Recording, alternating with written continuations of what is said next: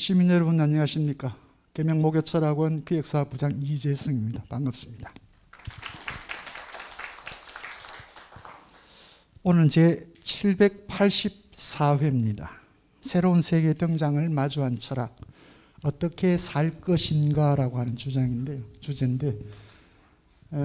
어떻게 살 것인가의 기본적인 대상은 인간입니다. 인간 어떻게 살 것인가. 어떻게 보면 500년 전에 몽테뉴라고 하는 이 사상가는 21세기 지금 현재 우리의 모습과 동일하죠. 그때 당시 16세기는 여러분 아시겠지만 유럽은 전쟁터입니다. 각 나라마다 한 명씩의 왕들이 각각의 왕권 강화라든지 영토 확장을 위해서 백성들이죠. 국민들의 삶과는 전혀 상관없이 자기 개개인의 영심에 얽매여서 전쟁을 벌이고 영토를 차지하고 하던 그런 시절입니다. 잘 아시는 백년 전쟁이 프랑스와 영국 사이에 또 있었고요. 그래서 그 시대는 지난 시간에 우리가 만났던 루터도 있었고요. 그리고 칼빈도 있었습니다. 오늘 또 몽테뉴가 있는데 거의 비슷한 시간과 공간 안에서 살아가면서 그들이 살았던 그 당대의 세상을 어떻게 들여다보고 있는가, 각기 이제 다른 방식인데 오늘 몽테뉴를 통해서 여러분들은 정말 인간은 무엇을 알 수 있는지, 그래서 인간은 또한 얼마나 세상에 대해서 알고 있는지, 그래서 당대의 수많은 신학자와 철학자들을 비판했던 몽테뉴가 왜 비판을 했는지, 그래서 인간의 삶과 동떨어진 그런 이러저런 학설을 혹은 신을 불러내는 사람들이야말로 가장 나쁜 사람들이라고 표현했던, 지적 오만함에 빠져있는 자들이라고 비판했던 몽테뉴를 이제 21세기 지금 우리한테서 불러내 봤습니다. 한번 오늘 강연을 들어보시고 여러분들이 함께 생각을 나누시면 좋을 것 같고요. 소개 전에 먼저 우리 목요철학원 백성균 원장님의 인사 말씀 여러분들에게 전하도록 하겠습니다. 안녕하십니까. 반갑습니다. 지난 2주일 동안은 종교 개혁에 관한 우리 강의를 들었습니다. 오늘은 종교 문제에서 우리의 현실적 삶으로 돌아오는 시간이 되는 것 같습니다. 우리 이재승 교수가 방금 말씀하신 대로 오늘은 르네상스 중에서도 몽테뉴라는 아주 거물이라고 할까요?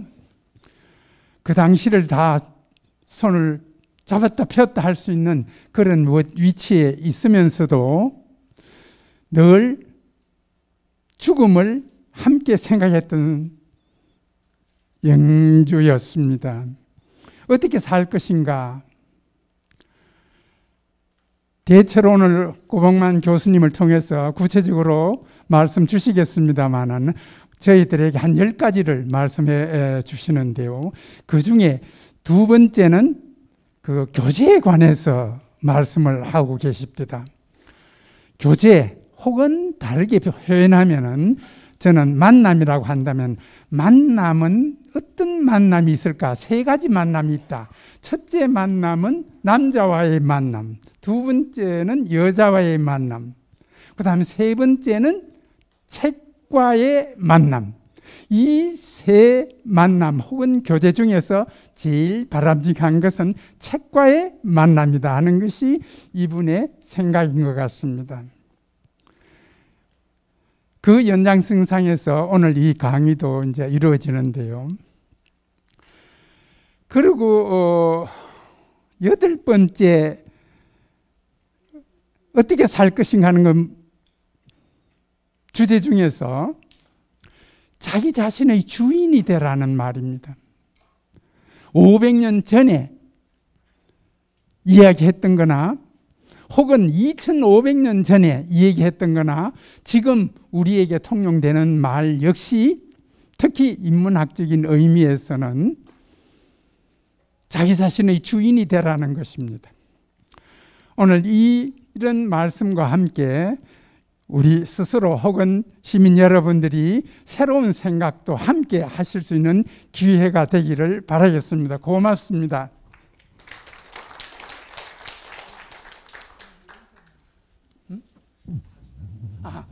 예. 예, 광고 말씀 하나 드려야겠는데요. 저희들이 이렇게 시민 여러분들 매번 뵙지만은 시민 여러분들의 그 성함하고 실제 시민 여러분들하고 일치를 시키지를 못하고 있습니다. 그래서 저희들 생각은 혹시 시민 여러분들이 사진 한 장씩을 준비하셔서 거기에 전화번호와 성함을 적어주시면 우리가 사무실에서 일치를 시킬 수 있을 것 같습니다. 사진 내시기가 불편하시면 우리 여기 학생들도 몇 명 있고 또 우리 오 교수도 있고 하니까 여기서 휴대폰으로 잠시 사진을 찍도록 또 하겠습니다. 어떻든 사진 한 장씩을 메모해 하셔서 준비해 가지고 저희들한테 한번 넘겨주시면 많은 도움이 되겠습니다. 저희들이 여러분들의 정보를 결코 어떤 나쁜 곳에 쓰지 않습니다. 저희들은 대학에서 나왔기 때문에 믿어주셔도 됩니다. 예, 광고였습니다. 고맙습니다.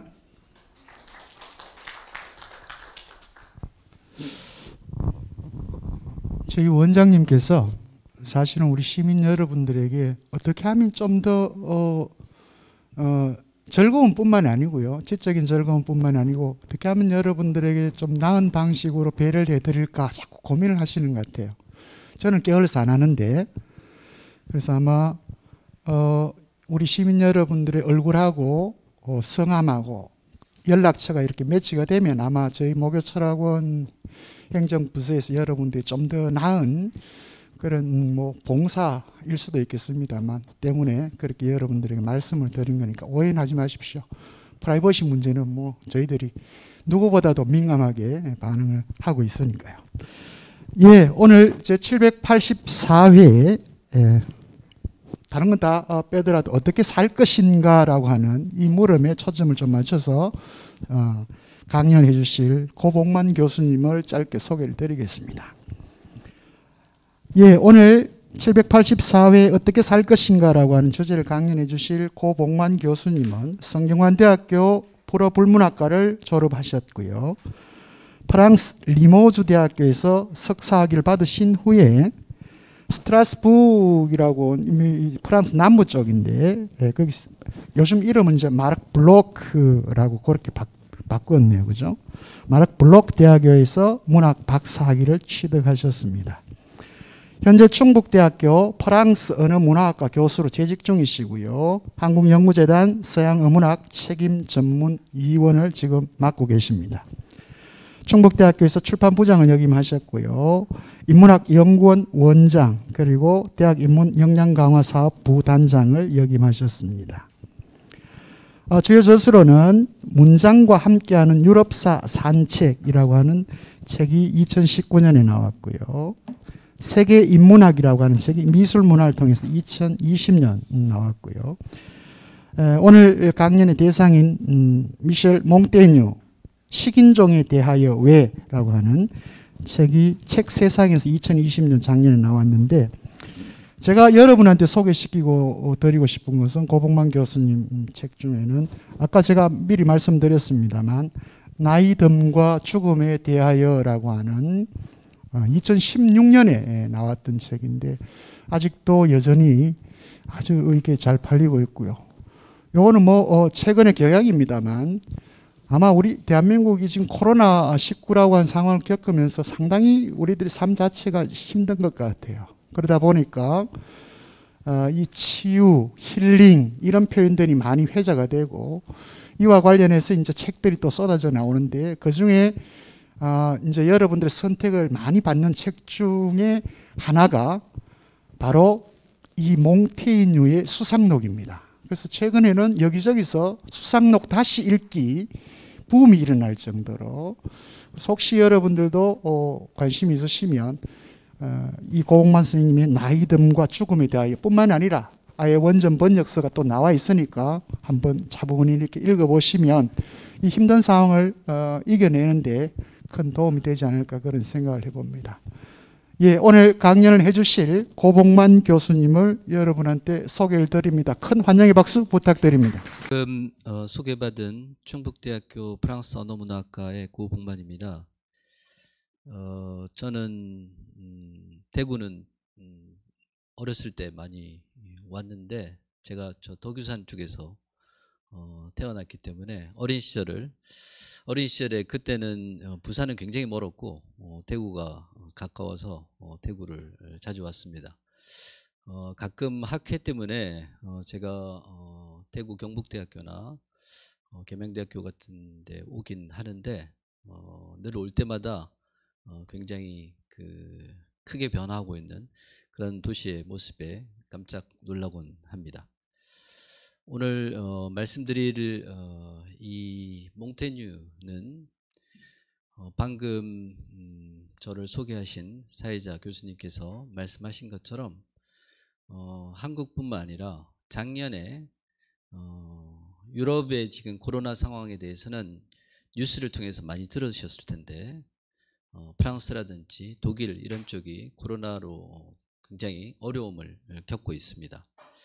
제가 작년 2월에 프랑스 지금 이제 현재 제가 연구재단 지원을 받아서 연구하고 있는 것이 그 중세 문장과 현대 디자인이라는 주제인데 그 주제의 이제 마지막 자료를 수집하기 위해서 작년 2020년 12월부터 2월까지 프랑스에 있었습니다. 프랑스에 있다가 거기서 중국 우한 소식을 듣게 됐는데 유럽에서는 처음에 우한 소식에 대해서 굉장히 약간 무슨 한편의 코미디를 보는 듯한 그런 느낌이었습니다. 아시다시피 공장을 병원을 급하게 지어가지고 환자들을 수용하고 있는 장면을 보면서 참 중국 사람들은 별걸 다 하는구나 라고 일종의 약간 한편의 코미디를 보듯이 그렇게 얘기했는데 이쪽 상황이 워낙 좋지 않았기 때문에 제가 이제 파리에서 마지막 자료를 찾고 난 다음에 귀국하려고 하니까 주변에서 한국에 귀국하기 위해서는 마스크를 사가지고 가야 된다고 하더라고요. 근데 제가 파리 시내에 있는 약국을 갔는데 마스크가 다 떨어졌습니다. 약사들이 저에게 이게 무슨 일인지는 모르겠다. 프랑스 약국에서 이렇게 마스크를 찾는 사람도 많지 않은데 이 마스크가 다 떨어지는 상황을 자기들은 굉장히 상황이 좀 심각한가 보다라고 얘기를 하더라고요. 파리에는 24시간 문을 여는 약국이 몇 군데밖에 없습니다. 늦게까지 약국이 문을 열지도 않죠. 그래서 제가 바스티유 광장에 있는 24시간 문을 여는 약국에 가서 마스크를 사러 갔더니 이미 한 사람당 한 통씩밖에 팔지 않더라고요.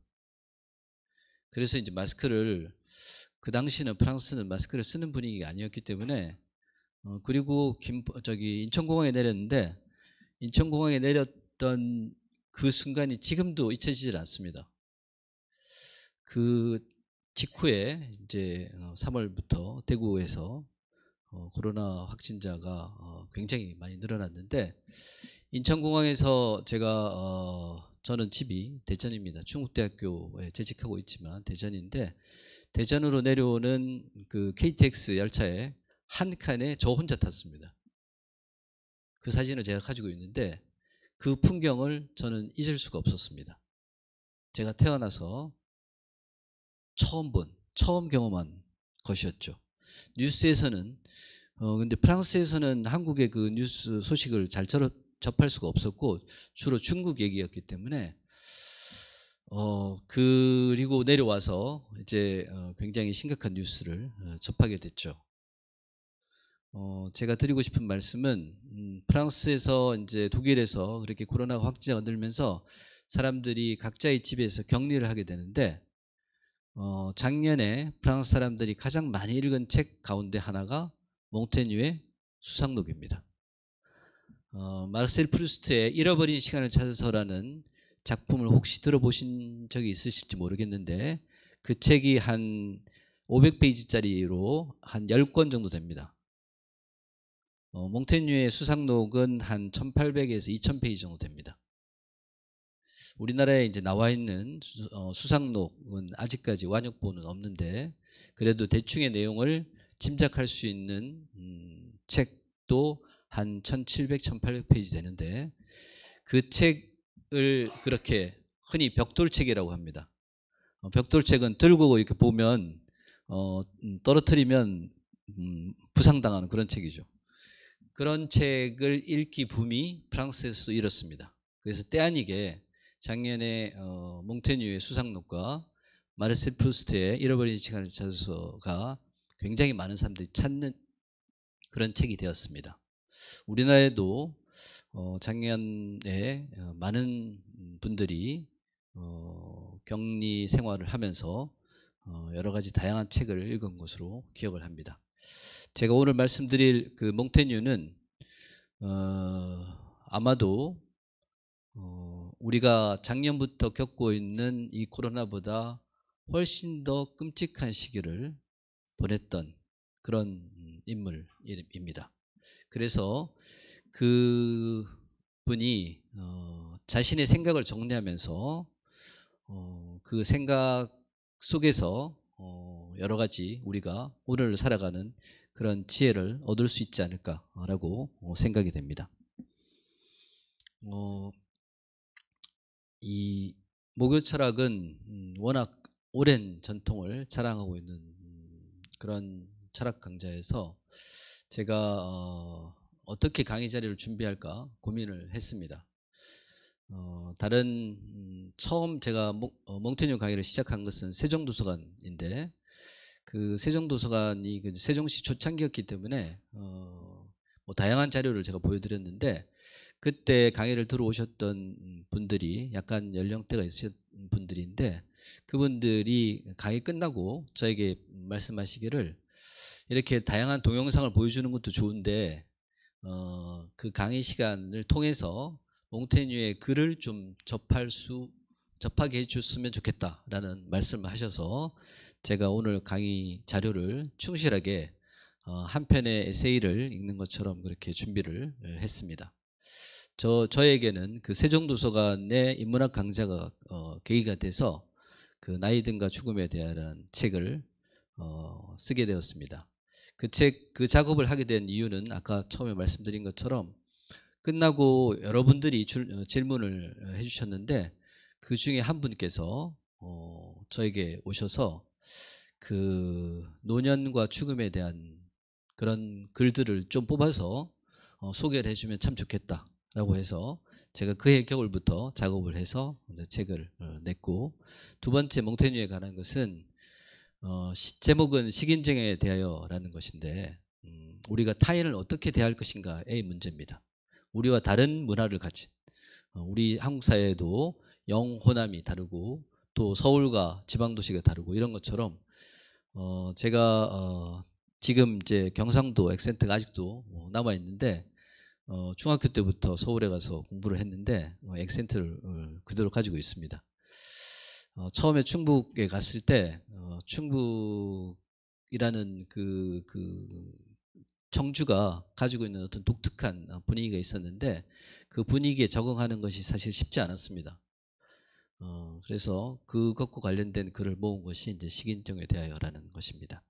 오늘은 그 두 책을 제가 번역하면서 느꼈던 것을 정리해서 말씀드리고자 합니다. 주로 우리 자료집에 있는 내용들 중심인데 르네상스에 대한 얘기를 이제 많이 들으셨을 테고 우리가 여기 보시면 레오나르도 다빈치의 그런 데생이 있고 보티첼리의 어떤 그런 그림들이 있습니다. 우리가 르네상스 하면 파리 루브르 박물관에 가서 볼 수 있는 그런 어떤 인류 문화의 황금기 얘기를 많이 합니다. 우리나라에도 대부분의 르네상스 강의는 그렇게 이루어지고 있습니다. 그런데 다른 한편으로 르네상스 그 시대는 종교전쟁의 시대이기도 했습니다. 한편으로는 인간의 이성이 정말 꽃피었던 그런 황금 시대였는데, 인간 이성의 황금 시대였는데, 다른 한편으로 한쪽에서는 수많은 사람들이 종교의 이름으로 학살당하고 있었던 그런 시대였습니다. 몽테뉴는 그 인간의 어떤 사륙과 파괴가 최고조에 달했던 그 시대를 살면서 그 혼란스러운 시대를 어떻게 극복할 것인가에 대한 그런 고민들을 책에 담게 됩니다. 몽테뉴는 1533년에 태어나서 1592년에 사망했습니다. 이렇게 따져보면 60이 안 돼서 사망을 한 거죠. 근데 많은 사람들이 생각하기를 몽테뉴는 굉장히 나이가 오래 살아가지고 정말 현자가 되어가지고 세상에 대한 지혜를 갖다가 우리에게 남긴 사람, 이렇게 생각을 하고 있습니다. 그렇지 않다라는 것을 제가 말씀드리도록 하겠습니다. 프랑스에서 그 위그노 전쟁이라고, 즉 카톨릭과 프로테스탄트, 프랑스 프로테스탄트 사이에 종교 전쟁이 일어나게 되는데, 1572년 여름에 성 바르톨로메오 축일의 학살 사건이 일어납니다. 이때 파리에서 3,000명의 신교도가 죽습니다. 이 여름에 무슨 일이 있었냐면, 이제 프랑스 왕실에서 그 종교전쟁에서 너무 크게 피해가 발생하니까 화합을 하기 위해서 가톨릭과 프로테스탄트 사이에 결혼을, 소위 말하는 정략 결혼을 시키게 됩니다. 결혼을 하기 위해서 이게 왕가의 결혼이기 때문에 프랑스 전국에서 수많은 사람들, 하객들이 오죠. 그래서 그 사람들이 주로 묵었던 곳이 파리 루브르입니다. 그런데 그 결혼식이 끝나고 난 후에 그 축하연을 베풀던 그 시기에 서로 잘못된 오해 때문에 그때 파리에 모였던 신교도를 다 죽이라는 명령을 내리게 됩니다. 우리가 보는 루브르는 굉장히 아름답고 멋진 건물인데, 그 루브르와 그 루브르 주변의 세네강은 3,000명의 신교도의 피로 물든 그런 것이 바로 성 바르톨로메오 축일의 학살입니다. 그 해에 프랑스에서 희생당한 신교도의 수가 약 10,000명입니다. 10,000명. 그리고 그 이후에 그 프랑스는 종교전쟁이 약 30년 정도 진행이 되는데, 몽테뉴라는 사람은 인생의 절반 이상을 이 종교전쟁 속에서 보내게 됩니다. 우리가 이 분위기를 좀 살펴볼 필요가 있는데, 일종의 이제 종교전쟁인데 이게 내전의 성격입니다. 프랑스가 독일과 싸운 2차 세계대전, 1차 세계대전 이것이 아니고 프랑스라는 나라 안에서 벌어진 끔찍한 전쟁이죠. 나라 안에서 저희 지금 코로나 상황을 생각해 보시면, 코로나가 굉장히 심각했던 때는 내 옆집에 사는 사람이 확진자일지도 모른다는 생각을 합니다. 근데 코로나는 치유가 가능한데, 이 종교전쟁에서는 서로 죽이고 죽이는 거예요. 종교의 이름으로. 여기에 이렇게 썼습니다. 내전이, 지금 한국이라면 한국에서 벌어지는 전쟁이 다른 전쟁들보다 더 나쁜 이유는 각자가 자기 집에 보초를 세워야 된다라는 겁니다. 우리가 여기 연세 있으신 분들도 계실 텐데, 예전에 뭐 6.25 전쟁 이런 거 생각해 보시면 될 것 같습니다. 몽테뉴는 이것이 최악의 불행이라고 얘기하면서 자기가 살고 있던 고장은 온전한 평화의 모습이라는 것을 단 한 번도 보여주지 못했다 라고 얘기를 했습니다. 이런 어떤 그 암흑과 절망의 싸움터에서 방황을 하게 되면서, 오늘 밤에는 누가 우리 집으로 쳐들어와서 나를 죽일지, 내일 아침에는 내가 과연 살아있을지, 내일 아침엔 내가 이런 전쟁에서 자유로운 몸이 될지에 대한 그런 것을 확신할 수 없었던 그런 시기입니다. 적에게 대항해서 싸우는 것이 옳은지, 아니면 항복하는 것이 옳은지, 어떻게 처신하는 것이 좋은지. 제가 작년에 그런 1년 정도, 뭐 지금까지도 계속되고 있지만, 그때의 상황을 보면서 마치 내전 같다는, 서로 상대에 대한 어떤 불신과 불안이 내전 같다는 그런 생각을 초기에는 참 많이 했습니다. 그런데 이런 전쟁터에서 몽테뉴가 확실히 깨달은 것은 언젠가 모두 죽는다라는 것입니다. 이 종교전쟁의 와중에서 몽테뉴가 할 수 있었던 것은 아마도 그런 고민밖에 없지 않았을까라고 생각이 됩니다. 간단하게 몽테뉴에 대해서 이제 알아보고 이 나이든가 죽음에 대한 그런 것을 중심으로 해서 말씀을 드리도록 하겠습니다. 아까 처음에 소개를 하셨을 때 몽테뉴는 아버지가 보르도, 프랑스 보르도 와인 많이 들어보셨죠? 그 보르도의 시장입니다. 얼마 전에 이제 어제 우리 부산 시장, 서울시장이 선출이 됐는데 보르도는 꽤 큰 규모의 시장이 그 도시인데 그 보르도 시장을 지냈습니다. 그 아버지가 아주 지극한 교육열이었는데 제가 이제 다음번 작업이 몽테뉴의 교육론인데 아버지의 지극한 교육열 덕분에 일찍부터 많은 책을 읽었는데 그리고 라틴어를 당시 학술 언어입니다. 라틴어를 모국어처럼 구사할 수 있었습니다. 몽테뉴의 아버지는 이 라틴어를 교육시키기 위해서 아주 특이한 방법을 썼습니다. 어떻게 했을까요? 몽테뉴의 아버지는 독일인 라틴어 교사를 가정교사로 데리고 왔습니다. 무슨 얘기냐면 이 가정교사는 프랑스 말을 한마디도 못하는 거예요. 라틴어밖에 못합니다. 어린 몽테뉴는 독일어를 못하죠. 프랑스어는 하는데 가정교사가 프랑스어를 못하는 독일인입니다. 그러니까 그 가정교사에게 라틴어를 배웠기 때문에 완전히 라틴어가 모국어가 된 겁니다. 이런 방식으로 어쨌든 당시 학술 언어를 아주 일찍부터 익히게 되었고 중학교를 거쳐서 파리에 유학해서 좋은 학교에서 좋은 교육을 받았습니다. 그리고 20대 초반에 법관이 되었습니다. 그리고 20대 중반에 프랑스 세계 문학사의 우정의 역사에서 길이 남을 유명한 에티엔 라보에시라는 그 친구를 만나게 됩니다. 자, 잠깐 우리가 살펴봤는데 시장의 아들로 태어나서 좋은 교육을 받았고 좋은 환경 속에서 공부를 해가지고 법관으로 공직에 진출을 했습니다. 더 이상 부러울 것이 없죠. 그런데 몽테뉴의 삶을 보면 우리의 삶에서도 마찬가지처럼 그처럼 완벽한 사람은 세상 어디에도 없는 법인가 봅니다. 그 몽테뉴에게는 그 죽음의 그림자가 때려야 뗄 수 없이 그의 평생을 따라다니게 됩니다. 아까 깊은 우정을 나눴던 그 친구가 30대 초반에 패스트에 걸려서 세상을 떠났습니다. 정말 절친인데 그 친구가 프랑스의 종교전쟁은 또 패스트와 겹칩니다.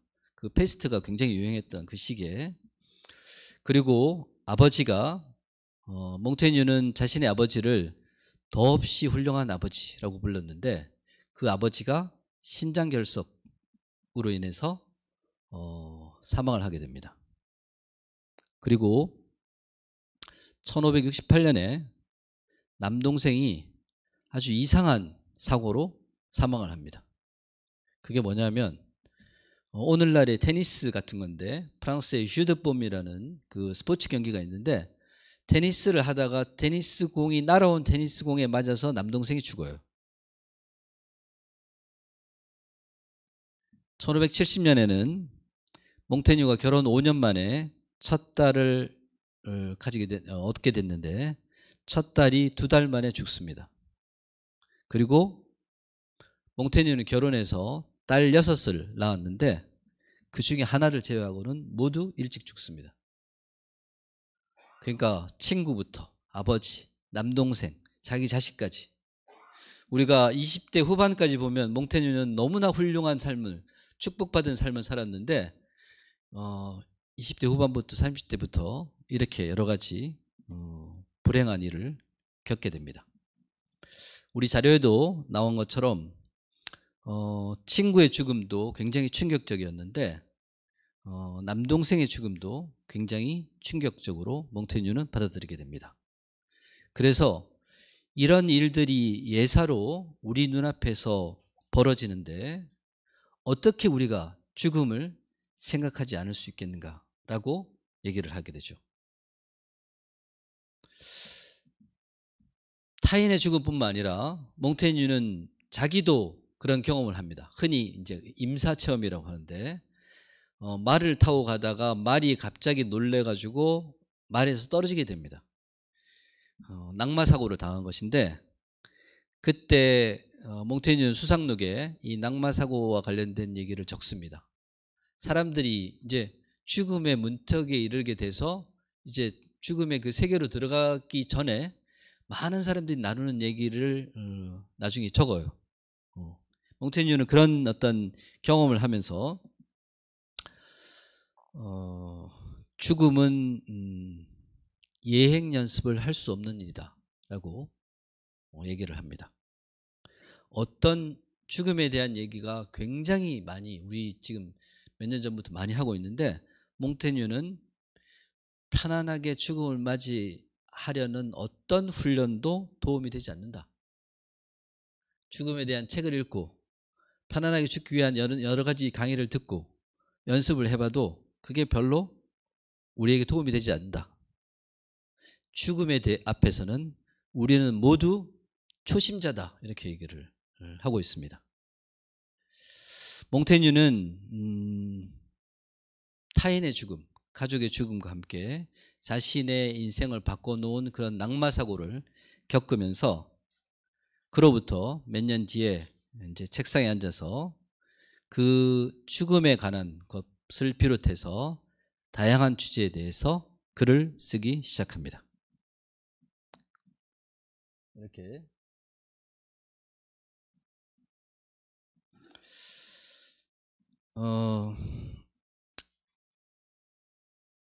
그리고 난 다음에 그가 이제 법관직을 친구에게 물려주고 그리고 아버지로부터 물려받은 몽테뉴 영지의 성, 그 성으로 돌아와서 그 성에는 그 3층 정도 되는 탑이 있었습니다.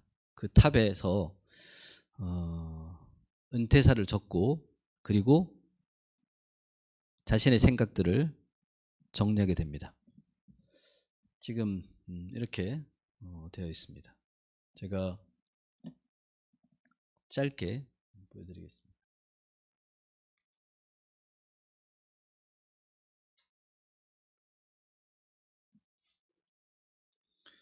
우리가 보는 것은 몽테뉴 성이고 그 성에 붙어 있는 3층 정도 되는 이 탑입니다. 이 탑에 자신의 서재를 마련해 두고 여기서 이제 글을 쓰게 된 거죠. 나중에 한번 몽테뉴의 성 혹은 탑 이렇게 해보시면 이렇게 이런 다양한 동영상들을 볼 수 있습니다. 자, 다시 돌아와서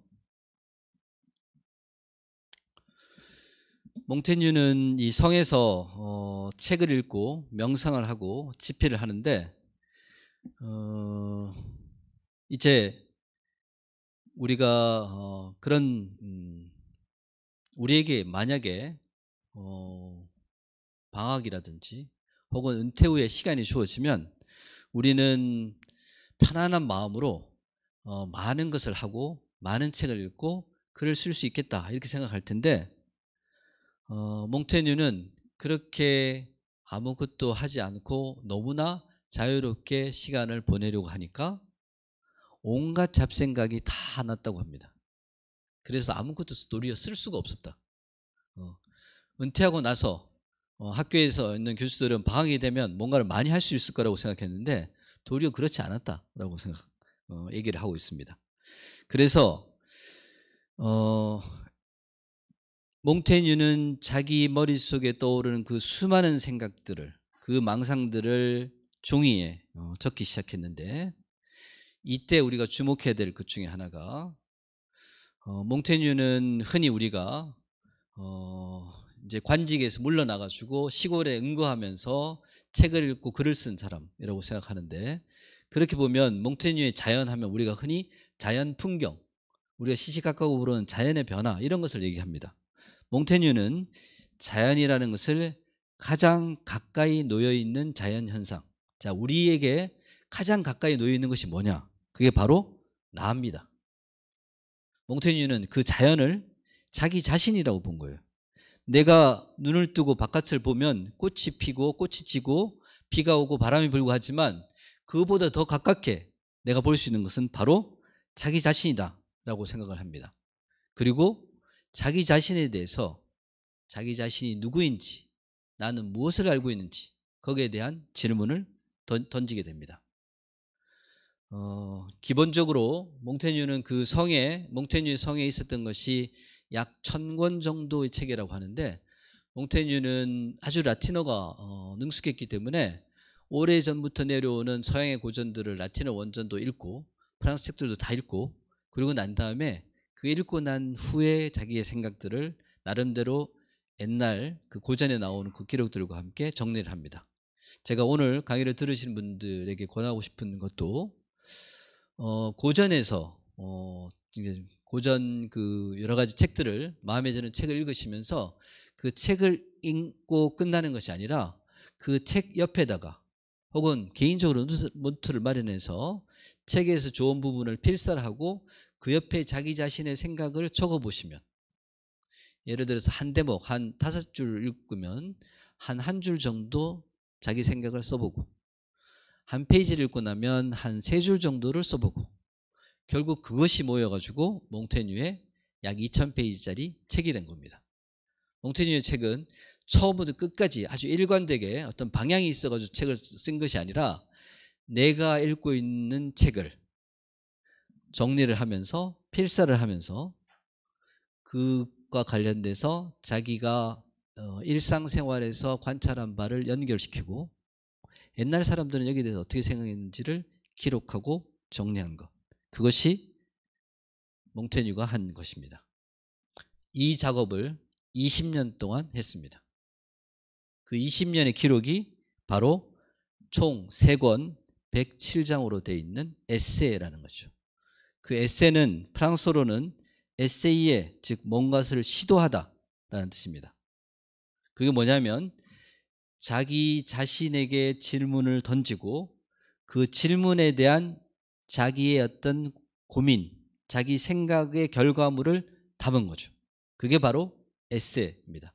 이게 나중에 에세이의 원조가 된 겁니다. 오늘날 우리가 알고 있는 수필 문학의 원조는 몽테뉴입니다. 그 몽테뉴의 수필은 대단히 거창하게 뭔가를 수필을 어떻게 쓰는가를 배우는 게 아니라, 몽테뉴는 자기가 읽은 책을 다시 한번 옮겨 쓰고 거기에 대해서 자신의 생각을 하나하나 적어본 거죠. 그게 에세이의 시작이었습니다. 여기 보시면 이렇게 이 몽테뉴의 말 중에서 가장 유명한 것이 끝세주라는 것입니다. 그게 뭐냐면 나는 무엇을 아는가라는 것입니다. 여기 계신 분들은 지금까지 다양한 경험을 하셨고 많은 책들을 읽고 많은 강의를 들으셨을 텐데, 그 강의를 통해서, 그 책을 통해서, 내 수많은 경험을 통해서 나는 무엇을 알고 있는가, 그 중심에는 자기 자신이 있어야 되는 거예요. 나는 누구인가 라는 그 질문부터 시작을 하는 거죠. 그 말이, 즉 나는 무엇을 아는가라는 그 말이 몽테뉴의 사상을 집약한 말이지만, 다른 한편으로 프랑스 정신을 대표하는 말이기도 합니다.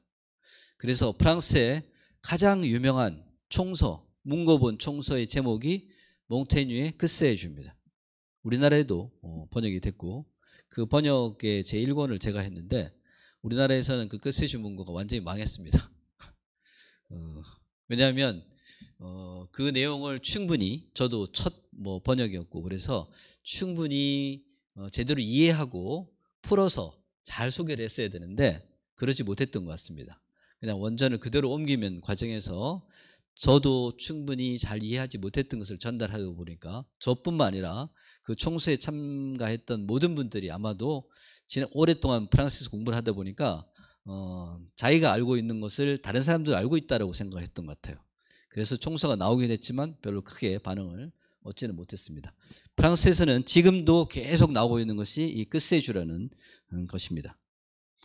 우리 자료집에 이게 들어있으니까 이 총서의 특징은 모든 그 총서에 들어있는 모든 책이 128페이지입니다. 이 끝세주 총서를 만든 사람은 128페이지 안에 인간의 모든 어떤 특정한 주제에 대한 모든 지식은 다 들어갈 수 있다고 생각한 거예요. 그래서 그 안에 집어넣으라고 한 겁니다. 참고로 제가 그 황현산 선생님께서 예전에 쓰셨던 글을 여기에 이렇게 했습니다.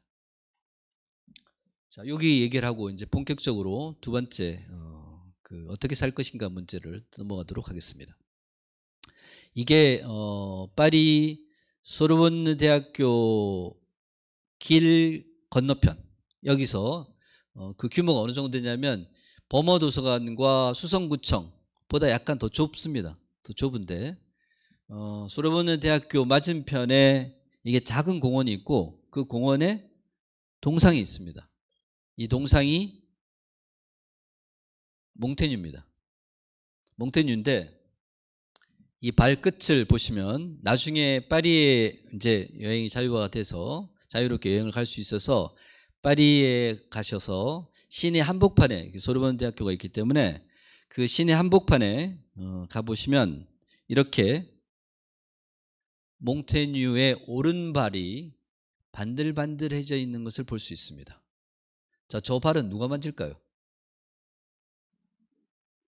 소르본 대학교 학생들이 만집니다. 시험을 앞두고 불안하기는 전 세계 모든 학생들이 공통입니다. 관광객들은 잘 모르죠. 관광객들은 잘 모르고 소르본 대학교 학생들이 시험을 앞두고 프랑스의 지성이자 정신을 대표하는 몽테뉴의 오른발을 만지면 행운이 따른다 라고 해가지고 시험 보기 전날 가서 그 앞에 서가지고 몽테뉴의 이 오른발을 만지면 시험을 잘 본다. 그래서 저기만 아주 반들반들해져 있습니다. 저는 개인적으로 뭐 대학교라든지 도서관이든지 기타 이런데 우리가 뭐 꼭 미신이 아니라 저렇게 어떤 좋은 결과를 그 기원하는 그런 상징물은 이게 오래전부터 있었던 것은 아니고 약 뭐 19세기, 20세기 이때부터 있었던 것인데 그렇게 만드는 것도 좋은 거라고 생각합니다. 미신을 어떻게 올바르게 우리가 활용하느냐에 달려있는 것이죠. 자, 오늘 주제는 제가 이 자료를 정리를 하면서 왼쪽은 프랑스 원서고 오른쪽은 영어 원서입니다. 제목은 어떻게 살 것인가라는 제목은 오른쪽에 있는 영어 원서에서 따가지고 왔습니다.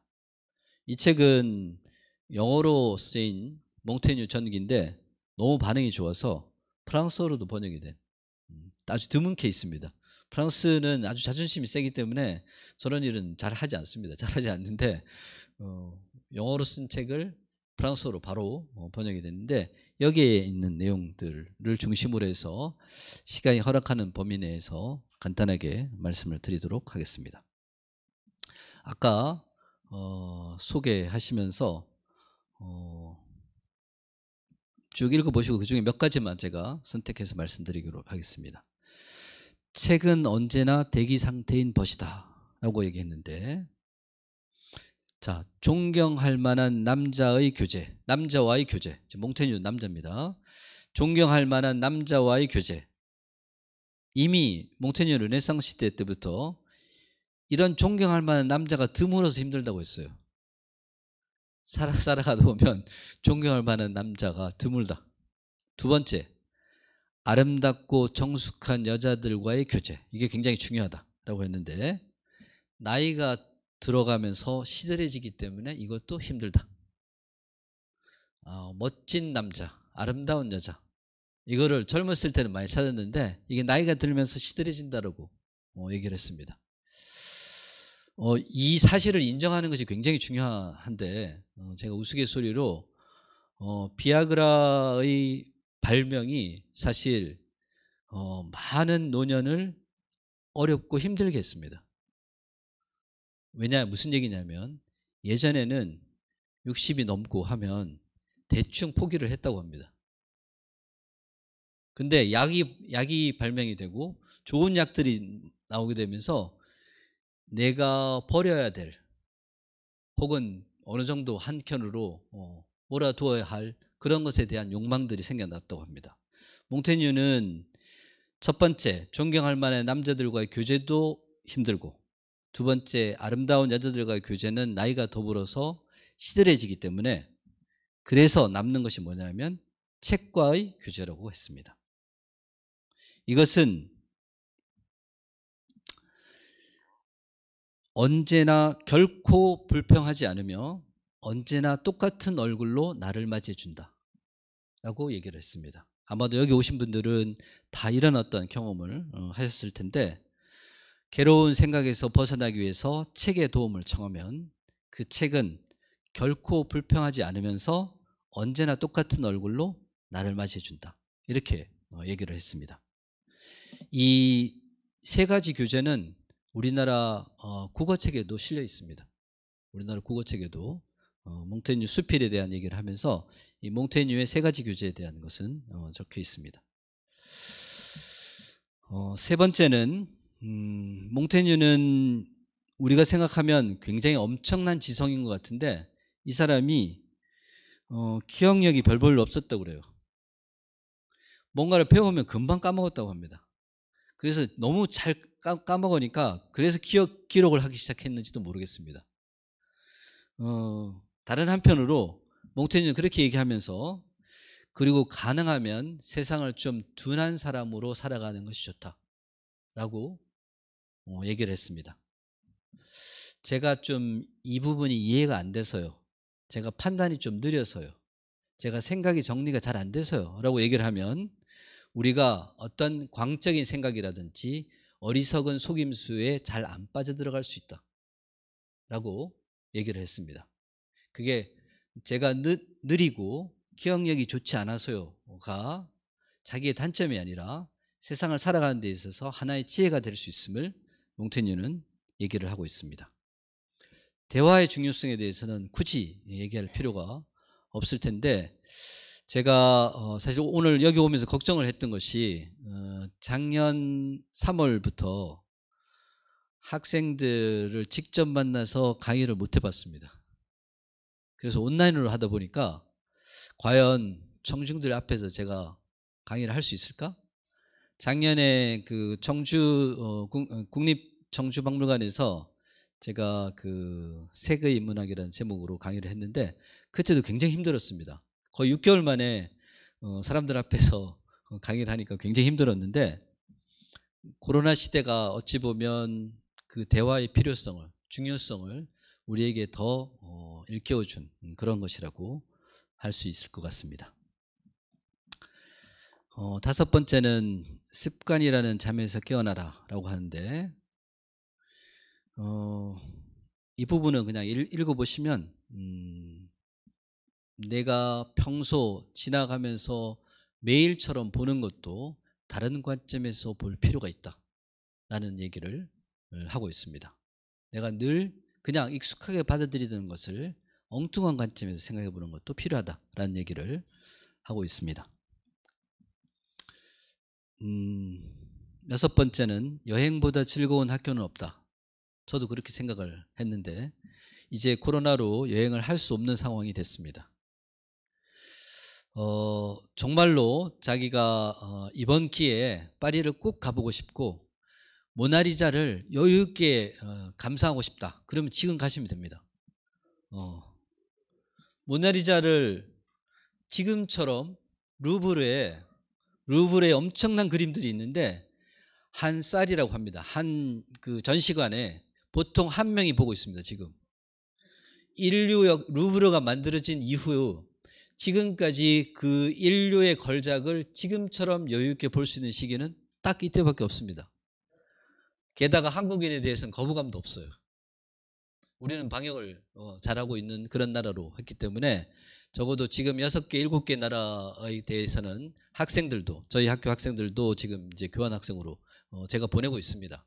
왜냐하면 어쨌든 20대가 코로나에 걸리더라도 좀 여러 가지 치유하는 데 있어서 훨씬 더 낫기 때문에 꾸준히 지금 매 학기마다 교환학생을 보내고 있는데 그 학생들에게 제가 얘기를 합니다. 모나리자를 마치 너의 그림처럼 볼 수 있는 인생에서 단 한 번밖에 없는 기회다. 그 루브르 주변에 지금 호텔이 엄청나게 세일을 하고 있습니다.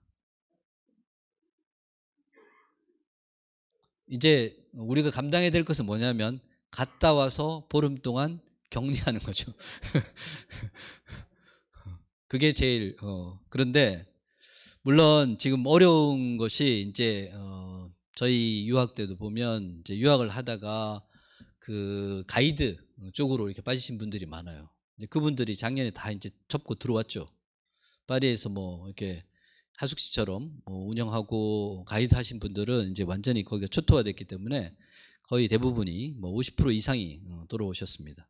제가 그쪽 관련된 분들을 많이 알았는데 정말 작년 연말에는 전부 다 굉장히 힘들어 하셨는데 뭐 그 관점이 아니고 여행과 관련된 것을 얘기를 하면 지금 프랑스 남부도 그렇고 프랑스 북부도 그렇고 프랑스의 주요 프랑스도 우리처럼 똑같이 국내 여행이 지금 활성화되고 있습니다. 외국에서 어차피 안 들어오기 때문에 국내 특히 시골 마을을 하나의 어떤 상품화를 시켜가지고 파리의 집값이 게다가 지금 떨어지고 있습니다. 혹시 집을 사실 생각이 있으시면 파리의 주요 중심부에 있는 집값들이 지금 툭툭툭툭 떨어지고 있습니다. 그전에는 이제 외국인들에게 뭐 이렇게 여러 가지 다양한 방식으로 세워놓고 그랬는데 들어오질 않아요. 들어오질 않습니다. 파리는 삐걱거리는 정도가 높을수록 비싼데 그 삐걱거리는 그 집들이 지금 사람이 없죠. 어쨌든 몽테뉴는 그 여행이 을 통해서 다른 사람들과 어울리며 머리를 갈고 닦으라 라고 얘기했습니다. 여행 중에서 몽테뉴 여행 관련해서 우리가 기억해야 될 것 중에 하나는 예를 들어서 이렇게 할 수 있습니다. 우리 한국 관광객들은 지금은 덜하지만 파리에 가면 꼭 한국 음식 또는 중국, 일본 음식을 먹습니다. 몽테뉴는 그러지 말라는 거예요. 그리고 한국인들끼리 몰려서 다니지 말고 거기 가서 굳이 한국 음식을 찾지 마라. 그러면 여기서 차라리 다른 경험을 하는 것이 낫다라고 얘기를 하고 있습니다. 다른 사람들과 어울리면서 다른 문화를, 다른 음식을 적극적으로 접해보기를 권합니다.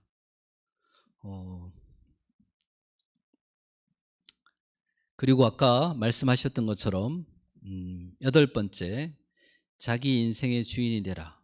여기 있는 많은 분들이 공감을 하실 텐데 자식을 위해서, 회사를 위해서, 주변을 위해서 많이 살아왔으니까 이제부터 남은 생애 동안은 나를 위해서 살아봐야 되겠다는 그런 결심을 하는 것이 좋다.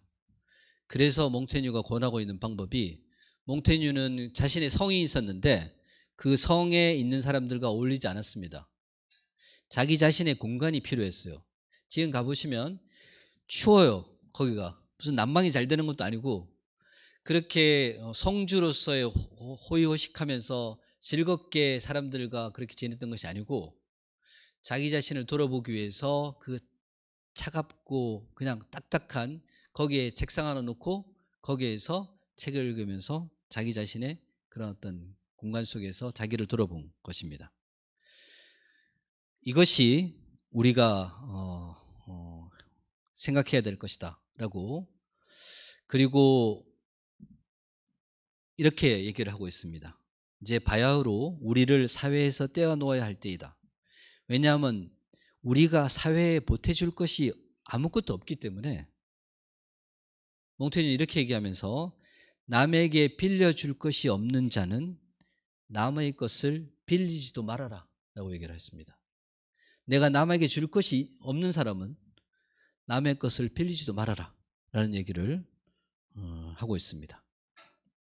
지금 이제 9, 10번부터 아까 제가 원래 이제 주제는 나이 든과 죽음에 대해가 아닌데 소개를 받는 과정에서 이 부분을 좀 더 얘기를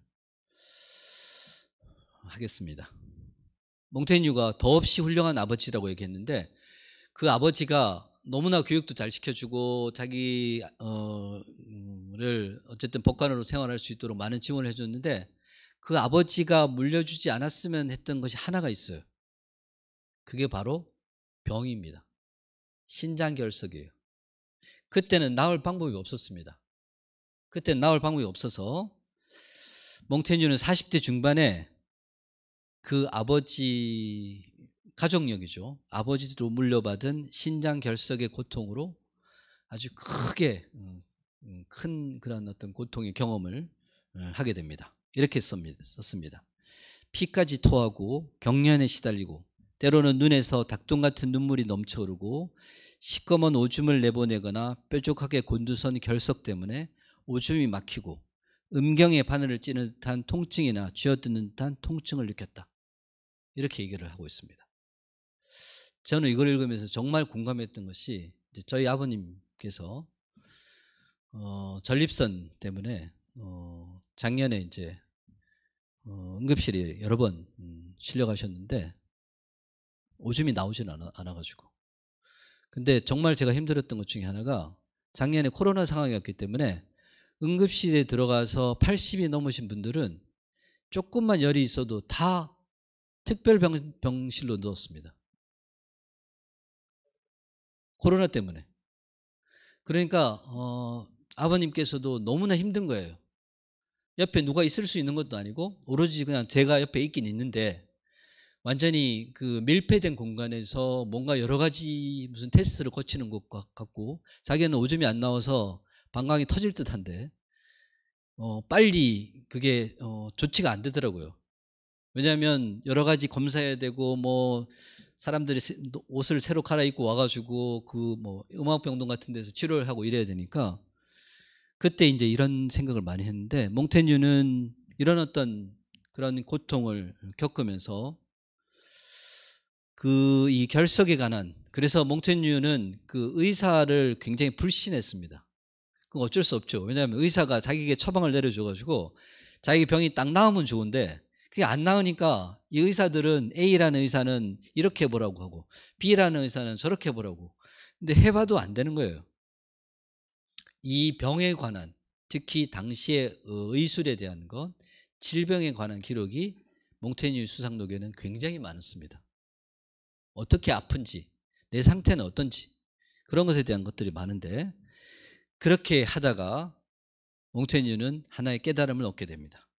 그게 뭐냐면 어차피 내가 지금 안고 있는 신장결석의 이 고통은 내가 내 주변의 사람들의 어떤 도움을 받아서 극복할 수 있는 것이 아니야.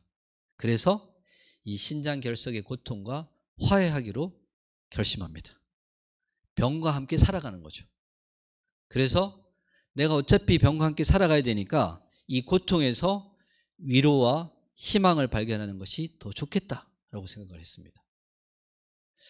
지금 프랑스에서는 이제 코로나가 이런 얘기를 들으시면 기분이 어떠실지는 모르겠는데 제가 이제 프랑스 뉴스를 보거나 전문가들 대담하는 그런 걸 들어보면 2020년 초와 같은 상태로 돌아가려면 2023년이 되어야 된다고 합니다.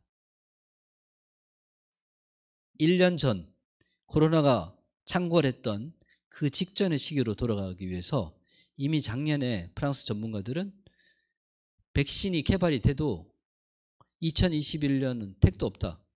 2022년이 되면 50% 정도가 백신이 맞을 테고 2023년이 되어야 우리는 2020년 초로 돌아간다. 그래서 뭐라고 하냐면 이제부터는 코로나와 함께 살아가는 법을 가르쳐야 된다고 얘기를 합니다. 학생들에도 가르치고 일반 시민들에게도 코로나와 함께 살아가야 되는 걸. 이걸 계속해서 우리가 거부하고 여기서 어떤 끔찍한 이미지만을 떠올릴 것이 아니라 여기서 함께 살아가야 된다라는 그런 것을 얘기를 하고 있습니다. 아까 이제 몽테뉴의 그 죽음에 대한 얘기를 제가 말씀을 드렸는데 여러 가지 어떤 죽음과 관련된 그 경험을 하면서 몽테뉴의 수상록에는 죽음에 대한 얘기들이 굉장히 많이 있는데 그 가운데 하나를 소개를 하겠습니다. 그리스 철학자가 있었는데 이 사람은 태어나서 소위 말해서 점쟁이가 와서 당신은 지붕이 무너져서 머리 위에 있는 것이 무너져 가지고 죽는다 이렇게 얘기했어요. 그 사람이 어떻게 살았을까요? 그 다음에 지붕이 없는 집에서 살았습니다. 지붕이 없는 집에서 뭐 그리스인이 가능했을 것 같습니다. 지붕이 없는 집에서 살기로 해요. 왜냐하면 위에서 뭐가 떨어져서 죽는다니까 지붕이 무너져서 죽지 않을까라는 두려움 때문에 살다가 그런데 위에서 떨어진 것에 맞아서 죽었어요. 그게 뭐냐면 독수리가 그 거북이죠. 거북이를 낚아채 가지고 가다가 무거워서 거북이를 떨어뜨렸어요. 그 거북이한테 맞아서 죽습니다. 이게 유명한 일화입니다. 그래서 몽테뉴는 이렇게 얘기했어요. 많은 사람들이 그 일화를 얘기하면서 죽음에 대한 걱정으로 우리는 제대로 살지 못하고 삶에 대한 걱정으로 제대로 죽지도 못한다 라고 얘기를 했습니다. 언제 찾아올지 모르는, 몽테뉴가 아마 그런 경험 때문인지 몰라도 언제 어떻게 찾아올지 모르는 죽음을 두려워하지 말고 자연스럽게 바라봐라 라고 이렇게 얘기를 합니다. 이런 얘기를 하고 있죠. 별다른 영향이나 손해 없이 끝나는 15분 동안의 고통을 위해 그렇게 특별한 가르침을 받을 필요는 없다. 위에서 다시 그 죽음에 대한 걱정으로 제대로 살지 못하고 삶에 대한 걱정으로 제대로 죽지 못한다라는 그 우리의 어떤 그 말을, 이 말을 좀 새겨둘 필요가 있지 않을까라고 생각을 합니다. 이렇게 따지면 정말 현자죠. 그런데 몽테뉴도 그렇게 막판에 이렇게 얘기를 하면서도 뭐가 정답인지 자기도 모르겠다 이렇게 얘기합니다. 뭐가 정답인지. 내가 1000권의 책을 읽고 그 수많은 철학자들의 삶을 바라보고 그 글을 읽고 내 생각을 정리해봤는데 그래서 결론이 이거인데 나도 사실 잘 모르겠다. 이게 몽테뉴의 장점입니다. 모든 걸 다 아는 것처럼 자기는 모든 것을 초월한 사람처럼 그게 아니고 내가 참 20년 동안 열심히 사람 책을 읽고 기록을 해봤는데 이거 앞에서는 나도 잘 모르겠다 라고 얘기를 하는데 아무튼 종교전쟁과 패스트를 겪으면서 몽테뉴는 죽음에 대해서 공연히 걱정할 필요가 없다 라는 그것을 자신의 신조로 삼게 된 것입니다.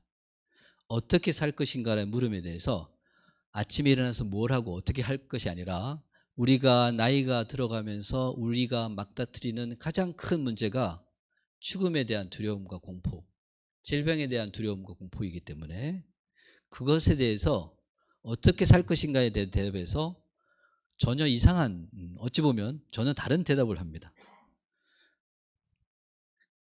그 죽음에 대해서 공연히 걱정할 필요가 없다라는 그 말을 그게 나중에 우리가 살아가는 데 있어서 가장 중요한 말이다. 그래서 이 말입니다.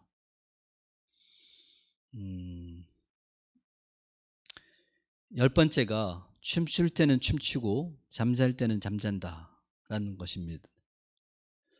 이 말을 들으면 무슨 생각을 하실지 모르겠는데 이게 개팔자입니다.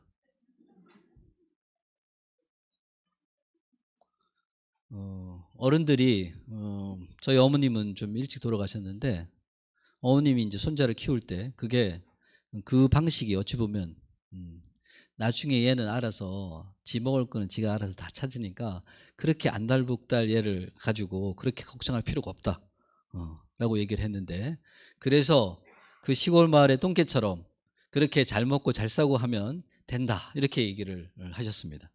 저는 그게 굉장히 이제 나중에 지금 저희 애가 이제 군대에 가 있는데 그 생각이 많이 들었는데, 몽테뉴가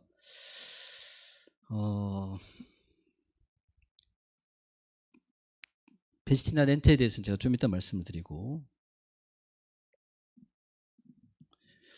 인생이 이제 고달프고 힘든 인생을 충분히 사셨기 때문에 인생이라는 것이 소중하고 유쾌한 것이다 라고 생각을 해야 되고, 이게 우리한테 딱 맞는 말입니다. 온통 미래에 맞춰놓고 사는 사람들이죠.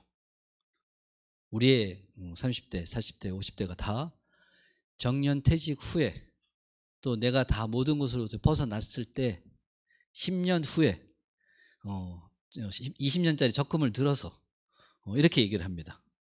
그 온통 미래에 맞춰놓고 사는 자들이라고 하는데, 몽테뉴는 가급적 내일이라는 말은 최소한만 믿어라 라고 얘기를 합니다. 우리 다음 주에 한번 봐, 다음 주에 한번 만나서 식사해, 이게 아니라 그 친구랑 얘기를 해서 그 친구를 보고 싶으면 가능하면 그 생각이 들었을 때 보는 것이 좋다라는 얘기를 합니다. 부모님과의 대화에서도 마찬가지죠. 이게 좀 잠잠해지면 다음에 봐요, 언제 한번 식사해요. 그 언젠가라는 것이 없다라는 얘기를 언젠가라는 것이, 몽테뉴는 죽음에 대해서 쓸데없이 걱정하지 말고 오늘 내가 지금 살아가고 있는 이 순간을 충만하게 즐기라 라고 얘기를 하고 있습니다. 이런 어떤 목표와 지혜를 얻기 위해서 몽테뉴는 페스티나 렌테라는 천천히 서두를 것이라는 이 격언을 인용합니다. 이건 뭐 몽테뉴가 만든 것이 아니라 그 이전부터 내려오는 거예요. 우리가 어떻게 살 것인가는 고민을 하되 그것에 대한 그것을 실천하는 것을 서두르지 말고 우리가 충분히 심사숙고하면서 하라는 거죠. 아무것도 하지 말고 말하는 것이 아니라 내가 어떻게 살 것인가라는 문제를 고민을 해야 되는데, 천천히 우리 스스로를 돌아보면서 지혜롭게 내가 어떻게 어떤 방향으로 나갈지 것을 고민하는 것이 필요하다 라는 얘기를 몽테뉴가 하고 있습니다. 제일 마지막 부분, 이제 몽테뉴가 수상록 마지막 부분에 있는 것이 이제 몽테뉴의 당부인데, 몇 가지만 제가 말씀을 드리겠습니다. 가장 최고의 행복은 행복하게 죽는 것이 아니라 행복하게 사는 것이다 라는 얘기를 하면서, 순간을 움켜쥐는 것, 그것이 우리 삶의 윤리이자 미학이다 이렇게 얘기를 하고, 높은 자리에 중마를 타고, 중마라는 것은 아실 텐데 그 중마를 타고 봤자 결국 우리는 자신의 발로 걸어가야 된다라고 얘기를 하고 있습니다. 높은 자리에 앉더라도 그 자리에 앉는 것은 뭐냐면 자기 엉덩이라는 거예요. 낮은 자리든 높은 자리든. 그래서 몽테뉴가 보기에 가장 아름다운 삶은 보편적이고 인간적인 본보기를 따르는 삶, 질서가 있으면서 특별함도 괴상함도 없는 보통의 삶이다 이렇게 얘기를 하고 있습니다. 이게 작년에 코로나 때 프랑스 신문에 나온 게재된 사진입니다. 사람들이 몽테뉴의 에세, 즉 수상록을 열심히 찾아보고 있다, 읽고 있다 라는 얘기를 하면서 이렇게 했는데, 제가 요 사진을 보여드리면서 마무리를 하도록 하겠습니다. 이게 이제 80년대 프랑스 대통령 사진입니다. 미테랑이라는 대통령인데 저는 미테랑 세대입니다. 왜냐하면 제가 유학을 갔을 때 미테랑 대통령이었고 이 사람이 2번을 했기 때문에 제가 유학 끝나고 올 때까지 이분이 대통령이셨어요. 그래서 프랑스는 그 당시 대통령이 7년 임기입니다. 14년, 제가 프랑스에서 10년 유학을 했는데 이분이 14년 동안 재임을 하셨기 때문에 미테랑 대통령이 제가 유학 시절에 프랑스 대통령이셨죠. 프랑스 대통령들은 이렇게 공식적인 사진을 한 장씩 재임 기간 중에 찍습니다. 지젤 프로인트라는 유명한 사진 작가가 찍은 것인데 이 미테랑 대통령이 들고 있는 저 책이 몽테뉴의 에세 수상록입니다. 프랑스 대통령 중에서 가장 책을 많이 읽고 똑똑했던 대통령이라고 할 수 있는데 이 대통령이 자신의 공식 사진에 들어갈 그 책을 주저없이 선택한 것이 바로 몽테뉴의 수상록입니다. 미테랑 대통령은 몽테뉴가 프랑스의 정신을 대표한다고 생각을 했고 무엇보다도 자신의 삶에 대해서 어떤 지혜를 줄 수 있는 인물이라고 믿었던 것 같습니다. 우리도 이제 우리의 정치 지도자들도 이렇게 자기가 프랑스에서는 리브가 드 슈베라고 하는데 자기 전에 머리맡에 두고 늘 생각날 때마다 꺼내 읽는 책 이런 것들을 좀 가지고 소개하고 그랬으면 좋겠다라는 그런 바람을 가지고 있습니다. 오늘 말씀드린 내용들 중에서 일부는 제가 건너뛰었는데 그 자료집에 있으니까 한번 살펴보시면 감사하겠습니다. 지금까지 들어주셔서 감사합니다. 예, 2부 토론 진행하도록 하겠습니다. 먼저 오늘 여러분들 어떻게 들으셨는지 모르겠습니다만 재미있었죠? 예. 아마 직접 또 책을 읽어보시면 더 재미있을 겁니다. 들어가기 전에 우리 강인자 선생님께서 잠시 이렇게 언급을 했습니다만 현대사회는 워낙 의료기술이 이제 발전이 됐기 때문에 실제 생명 연장술도 많이 이제 발전이 됐죠. 그래서 기대 수명도 높아지고 오래 삽니다. 그죠? 오래 삽니다. 그러다 보면 이 늙어간다는 것 혹은 노화에 대한 것들을 쉽게 받아들이지 못하는 분들이 또 있습니다. 근데 이 나중에 수상록 한번 읽어보시면 많은 부분에서 등장을 합니다만 이 몽테뉴가 보통 철학자들 혹은 문학 작가들 이렇게 이야기하면 아주 보편적이고 거창한 얘기만들을 이렇게 하는 사람들, 그것이 진리라고 이렇게 얘기하는 사람들. 그래서 보통 고대 철학자들은 정말 제대로 된 삶을 사는 사람들은 철학자들의 삶을 따라서 본받아서 살아야 된다라고 이렇게 주장하기도 하고요. 중세에 와서는 여러분 수많은 신학자들이 바로 그 그리스도를 본받아서 살아야 된다 이렇게 주장을 이렇게 하고 있는데 몽테뉴는 거기에 대해서 상당히 부정적이었습니다. 바로 몽테뉴 자신을 포함해서 그 주변의 일상을 살아가고 있는 주변 사람들이 다 나름대로는 잘 살고 있다라고 이렇게 봤던 거죠. 우리 강연 선생님 말씀하신 것처럼 부모님으로부터 많은 유산도 물려받고 배움도 많았고 함에도 불구하고 몽테뉴가 또 천형이죠. 일종의 그 가족력입니다. 신장결석이라고 하는 이 가족력을 그대로 받아가 유전인자를 받아가지고 평생 죽을 때까지 이 신장결석으로 고생을 하게 되면서 자기 몸을 정확하게 이렇게 관찰하게 되죠. 아마 여러분들도 좀 병이 들고 이렇게 질병이 찾아오게 되면 결국 자기 몸을 그때서야 이제 들여다보게 되죠. 아니면 병원에서 나의 의지와 상관없이 의사에게 몸을 내맡겨 버리거나 이 둘 중에 하나인데 실제 이제 의사에게 모든 것을 내맡기기보다는 미리미리 자기 자신의 몸을 이렇게 유심히 관찰해 가는 거죠. 그리고 수상록 읽어보십시오. 정말 재밌습니다. 방구 얘기, 그리고 페니스 크기 얘기, 매똥 얘기 이런 거 굉장히 우리가 그냥 이런 얘기를 누가 이 철학자들이 이야기하는 거야, 신학자들이 얘기하는 거야 라고 얘기를 하는데 그 얘기들 엄청나게 많습니다. 그때나 지금이나 우리 남성들은 음경의 크기에 따라서 그게 남성적이다 아니다 이런 걸 아직도 여전히 선입견 내지는 편견을 갖고 있잖아요. 그죠? 근데 한번 읽어보십시오. 그런 게 전혀 중요하지 않다라는 것. 내용 안에 다 들어있습니다. 아주 어떻게 보면 상식 철학이고 20세기에 등장한 실존 철학이야.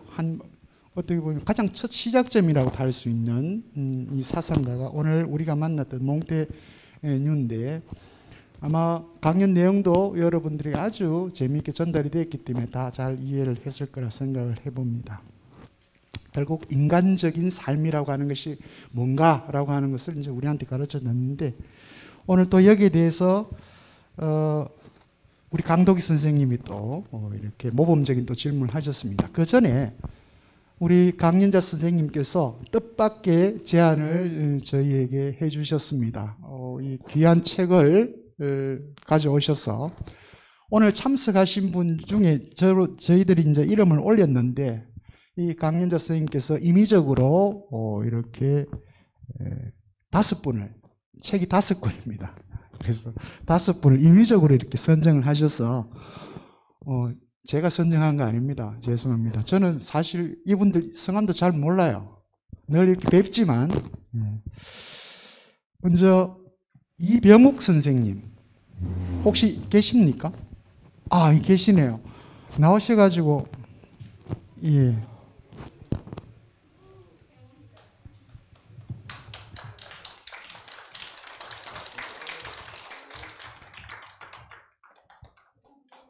예. 선생님 거기 계시죠, 뭐 그러면. 설부자 선생님 계십니까? 예.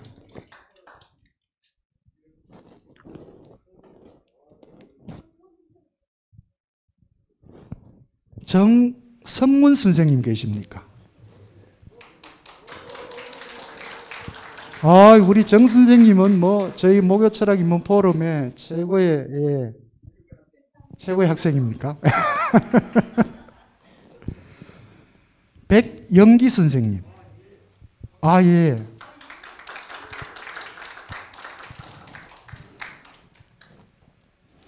마지막 부분입니다. 이국정 선생님.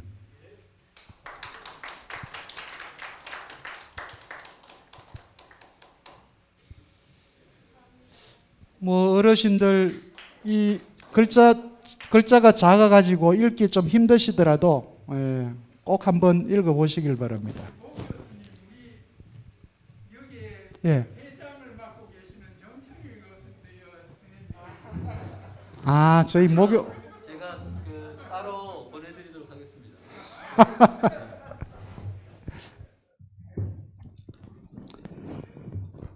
예.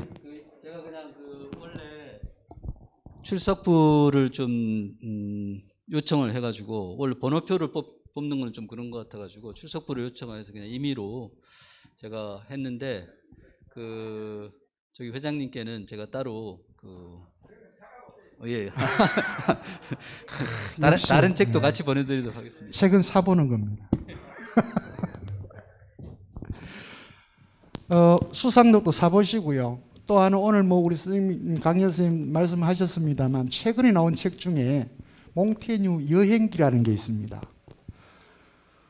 여행을 굉장히 좋아했다 그러죠. 그죠?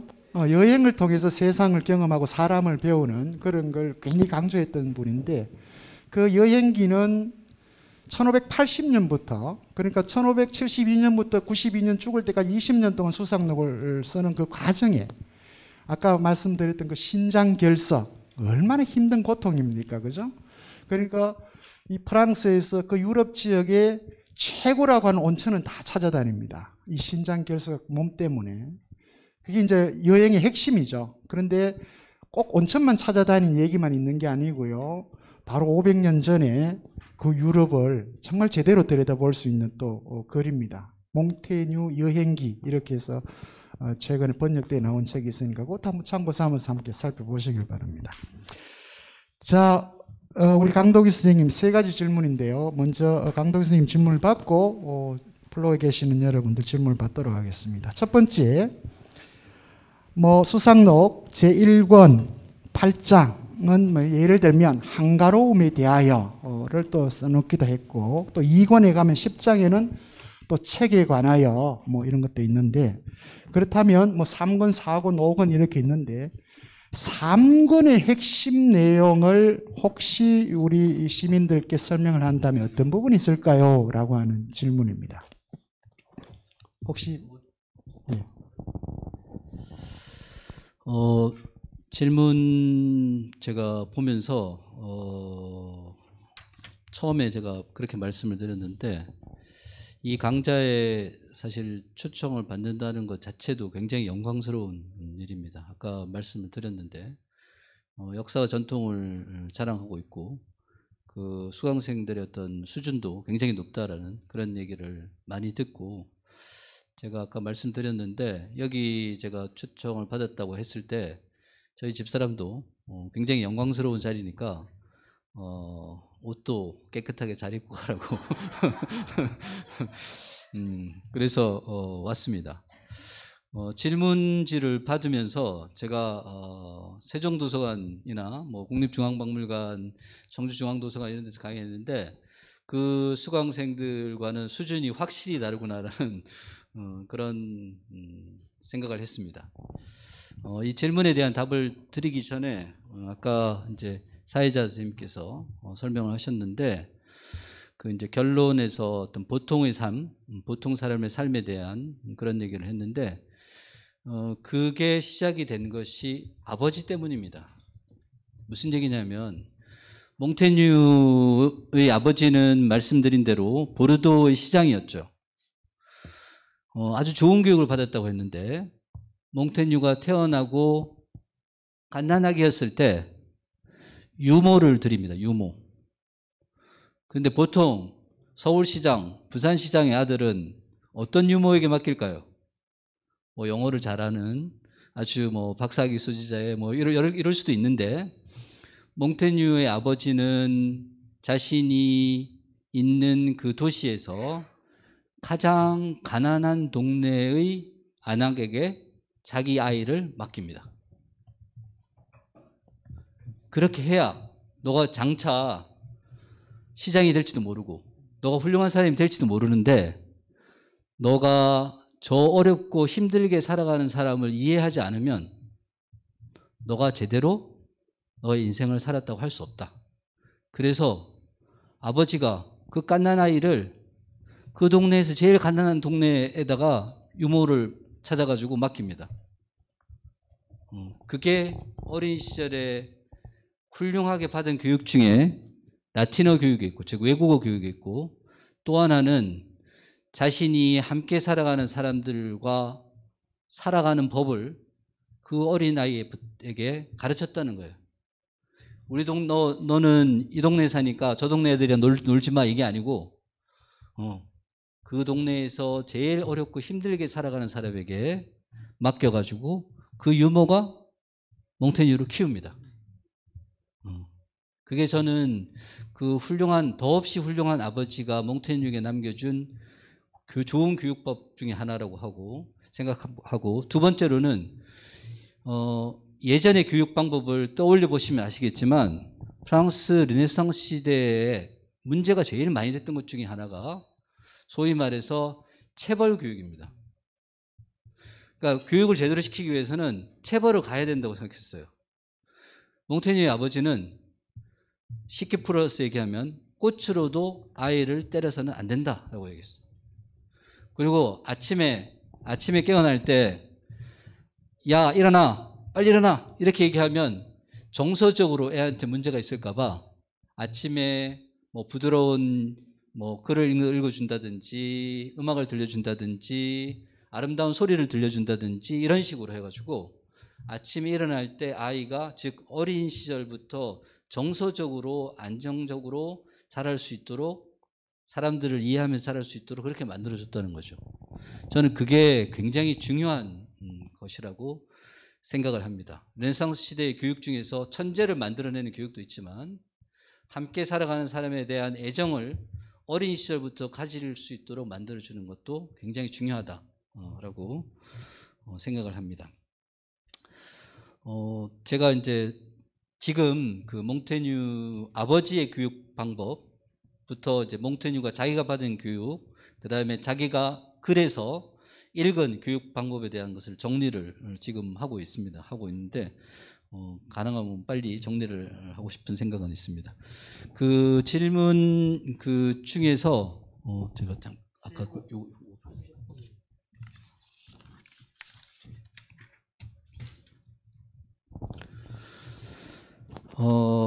그 한가로움에 관하여는 이제 우리 흔히 이제 그 동서문화사 같은 데 보는 수상록에 나오는 것을 보면 이제 한가로움에 대하여라는 거 적혀 있습니다. 저는 그것을 이제 무위라고 했는데 그게 프랑스어로는 드 루아지브 때라고 해가지고 아무것도 하지 않고 있을 때 우리에게 어떤 생각이 떠오르고 어떤 망상이 떠오르는지에 대한 얘기입니다. 몽테뉴는 집에 그 이제 은퇴해가지고 자기 성에서 가만히 있으면서 책을 읽으면서 자기만의 시간을 가지면서 뭔가를 해보려고 했는데 온갖 잡생각이 다 떠올랐다는 겁니다. 온갖 잡생각이. 그래서 이 아무것도 하지 않고 가만히 있으니까 도리어 쓸데없는 생각이 더 많이 떠오르더라 라고 해서 나름의 어떤 책을 읽는 어떤 그런 방법도 정해보고 자기가 산책을 하는 방법도 정해보고 무엇을 할 것인지에 대한 고민을 하게 됩니다. 그래서 거기에서 그 떠오르는 두서없는 생각들을 적겠다. 그래서 이 그 몽테뉴 수상록의 8장이 유명한 게 무엇을 계기로 어떤 일을 계기로 내가 수상록을 쓰게 되었는지를 얘기해 주는 부분입니다. 그래서 굉장히 중요한 대목이고 10장은 이제 책에 관하여 대한 것은 아까 제가 말씀드린 것처럼 그 책에 관한 얘기를 많이 했는데 또 하나 제가 말씀드리고 싶은 것은 몽테뉴는 자 책을 하나 들었으면 처음부터 끝까지 꼼꼼하게 자세하게 읽으라고 얘기하지 않았습니다. 읽다가 이해가 안 되면 넘어가고 덤성덤성 공충공충 하면서 책을 읽는다는 것 자체가 하나의 부담으로 무슨 대단한 훈련을 해야 되는 것처럼 하면 도리어 책에서 멀어진다고 본 거예요. 그래서 우리는 일반적으로 책에 대해서 너무나 엄숙합니다. 좋은 책은 자세를 바로 갖추고 밑줄을 쳐가면서 뭔가를 해야 된다 이렇게 생각하는데 몽테뉴는 모든 책을 그렇게 읽을 수는 없다는 거죠. 그래서 그 얘기를 하고 있는데 책에 관한 내용들이 많이 있으니까 한번 읽어보죠.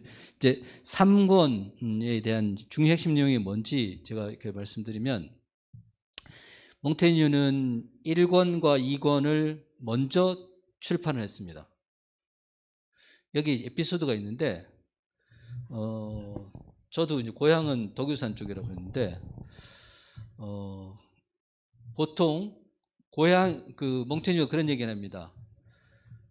가족이나 고향 사람들에게 인정받기는 어렵다. 너무 잘 알기 때문에 자기는 꽤 유명한 사람이니까 우리 프랑스의 다른 지역의 사람들은 자기 책을 돈을 주고 사서 보는데 자기 동네 사람들은 자기가 이 책을 썼는지도 모른다 라고 얘기를 해서 가족에게 인정받는 일이 얼마나 어려운지 고향 사람에게 인정받는 게 얼마나 어려운지에 대한 얘기를 하고 있습니다.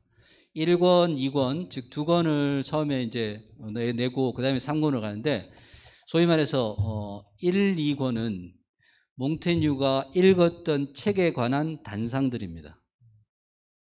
예를 들어서 철학이란 어떻게 죽어야 하는 것을 배우는 것이다 라는 그 대목이 있는데 그 장은 온전히 고대 철학자들이 죽음에 대해서 어떻게 생각했는지를 기록해 놓은 것입니다. 즉 1, 2권은 내가 읽은 책에 관한 기록이고 이제 3권부터는 자기 나름대로 어떤 방향을 정해서 아까 얘기했던 것처럼 질병에 대한 문제, 자기 자신에 대한 문제, 자기가 어떤 받았던 교육의 문제, 삶에 대한 문제, 죽음에 대한 문제를 다른 사람들의 생각이 아니라 자기의 생각을 정리하기 시작합니다. 그래서 이 3권에서 보통 프랑스에서 약 2000페이지짜리 되는 책을 읽기는 쉽지 않습니다. 그래서 몽테뉴를 처음에 1, 2권이 어렵다고 생각이 되면 3권부터 읽는 것이 좋다. 우리가 흔히 몽테뉴의 지혜라고 얘기하면 몽테뉴가 읽은 유명한 작가들의 생각이 아니고 몽테뉴의 생각을 알고 싶으면 3권부터 읽어라 라고 얘기를 합니다. 제가 잘 정리를 잘 못하고 있는데 그 3권의 책들을 3권을 읽다 보면 몽테뉴가 불교의 영향을 받았다는 기록은 없습니다. 그런데 오늘 자료집을 잘 보시면 몽테뉴가 얘기하는 거랑 스님들이 얘기하는 거랑 비슷해요. 최근에 몽테뉴의 가장 최고 권위자가 그 불교 스님의 옷을 입은 몽테뉴라는 논문을 냈습니다. 논문을 내는데 이제 그분도 아직까지 뭐 구체적으로 그걸 입증할 만한 건 없는데 사상적으로 봤을 때는 그런 것이 있다라고 얘기를 하셔서 저도 한번 이번 기회에 볼 생각입니다. 이제 그 다음 질문 들어가기 전에 제 개인적인 얘기를 잠깐 하면 제가 프랑스에서 결혼을 했는데 프랑스에서 결혼을 해서 시청에서 이제 결혼식을 하고 난 다음에 저희 어머님이 그때 건강이 안 좋으셔가지고 프랑스를 오질 못하니까 불교 신자시니까 불교식으로 좀 간단하게 뭔가를 해서 그걸 사진을 찍어서 자기한테 보내줬으면 너무 좋겠다. 자기는 비행기를 타고 갈 수 있는 건강이 안 되니까. 그래서 수소문을 했습니다. 프랑스에서 한국 스님을 구하기는 쉽지 않았거든요, 그때는. 그런데 우연히 어떤 스님이 프랑스 수도원 기행을 하시면서 프랑스 수도사들은 어떻게 생각하고 있는지를 연구하시는 스님이 계셨어요. 그 스님이 저희 피로연에 오셔가지고 불교식으로 간단하게 해주셨습니다. 그 스님이 이제 이번 여름에 제가 만나게 될 텐데 제가 몽테뉴에서 공부한 바를 얘기를 하고 그 스님한테 가르침을 좀 얻으려고 하는데 그 스님이 이제 팔공산에 그 갓바위 거기 계시다가 해인사에 지금 계십니다. 해인사에 계셔서 그 지난주에 스님께서 이제 여러 업무에서 다 벗어나셔가지고 좀 시간이 많다. 그러니까 해인사에 와서 좀 잠을 자면서 그동안 어떻게 지냈는지를 좀 들어보고 싶다 이렇게 얘기를 하셔서 제가 그 부분은 한번 제가 공부한 몽테뉴를 한 말씀을 드리고 그 스님께 좀 가르침을 받아볼까 하는 그런 생각을 가지고 있습니다. 네. 그렇게 정리를 해주시겠습니까? 질문에 대한 답보다는 제 얘기를 많이 했습니다. 죄송합니다. 예, 두 번째 물음은 16세기죠. 참 혼란했던 그런 시기인데 이 시기가 혹시 이 시기에 프랑스라고 하는 그 나라의 도덕 사상이 있었다면 혹시 이 도덕 사상과 관련해서 얘기해 주실 부분이 있는지요라고 하는 물음입니다. 이제 두 번째 질문, 모랄리스트는 이제 우리말로 옮길 때 모랄리스트라고 하는데 여기서 모랄을 사전에는 분명히 도덕이라고 나와 있습니다. 그러니까 도덕 사상, 혹은 도덕이라고 얘기하면 우리가 뭔가 따라야 할 규범, 인생을 살아가면서 꼭 지켜야 될 어떤 준칙 이런 것에 대한 생각을 많이 합니다. 프랑스의 모랄리스트의 이 모랄은 그게 아니라 우리가 인생을 살아가면서 내가 속해 있는 집단에서 내가 어떻게 처신할 것인지 살아가면서 내가 어떤 사람들과 어울리면서 무엇을 조심해야 될지에 대한 얘기입니다. 이때의 모랄은 도덕이 아니고 우리가 살아가면서 예를 들어서 궁정에서 지낼 때는 궁정 사람들은 어떠한 나쁜 생각을 가지고 어떻게 행동을 할 수도 있으니까 거기에 대해서 이걸 이런 식으로 생각하십시오라는 어찌 보면 올바르게 세상을 살아가는 법에 대해서 고민한 사람들. 왜 그러냐면 이때부터 본격적으로 사람들이 중세 이후에 르네상스가 오면서 이제 그게 하나의 사회 속에서 여러 가지 집단들이 만들어지게 됩니다. 우리가 처세에 관한 고전들을 보면 대부분 이 시기에 등장한 것들이 많습니다. 그것을 이 모랄리스트를 아주 훌륭한 학자가 삶을 살아가는데 꼭 지켜야 될 어떤 것들을 설법한 것이 아니고 기본적으로 우리가 세상을 살아가면서 어떻게 살아야 될지 사회 속에서 어떻게 처신해야 될지를 가르치는 것이다. 그래서 그 모랄리스트들의 그 사유의 출발점은 대부분 자기 자신과 그 주변에 대한 비판입니다. 인간은 이렇다라는 것을 우리가 깨달아야 그 인간들과 어떻게 살아갈 수 있는지를 알 수 있다는 거죠. 그래서 거기에 개인과 사회, 집단에 대한 그런 얘기들이 많이 나옵니다. 예. 뭐 사실 이 시기죠. 예를 들면 1500년대이기 때문에 방금 우리 선생님 말씀하신 것처럼 이 당시에 모럴리스트라고 이야기했을 때는 기본적으로 요즘 우리가 이때 모럴리스트를 요즘 방식 우리가 받아들이면 교양 있는 사람. 예.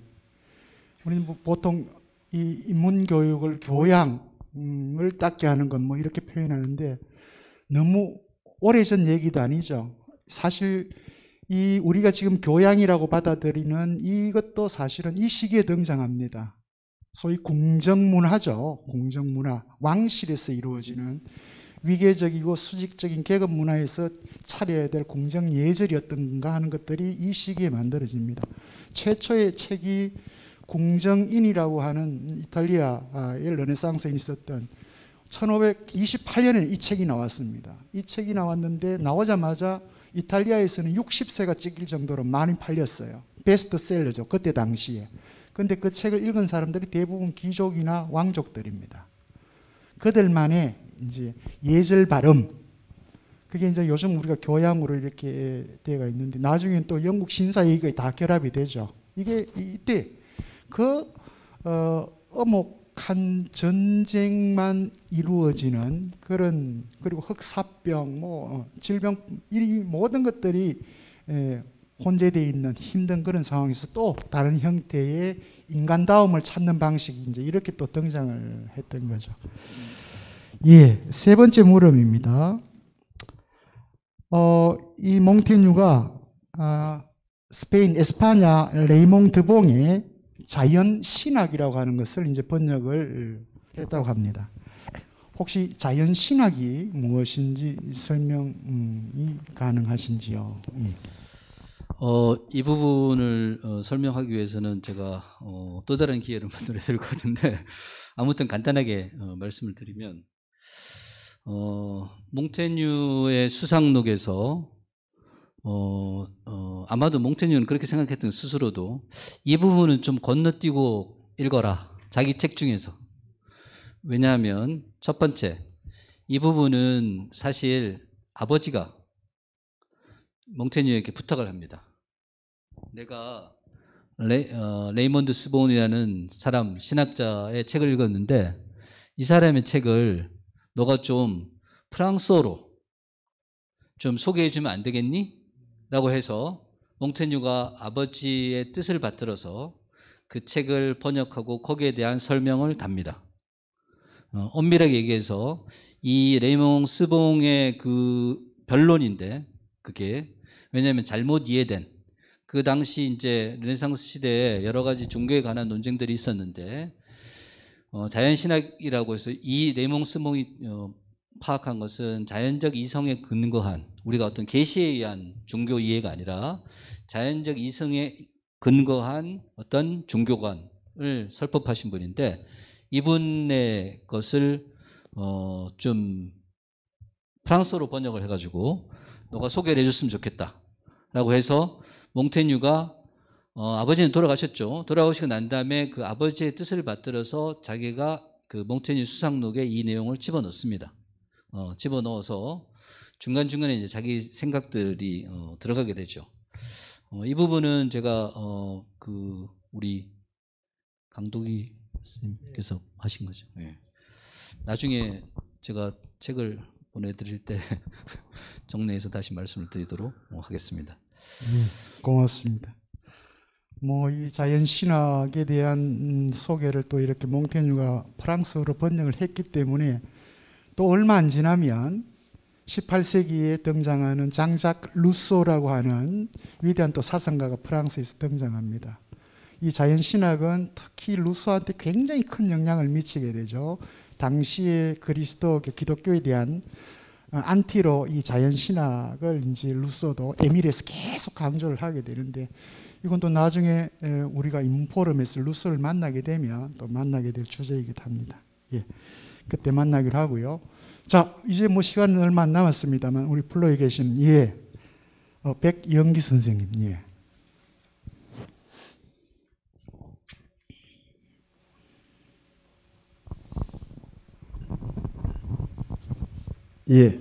수성구에 살고 있는 백영기입니다.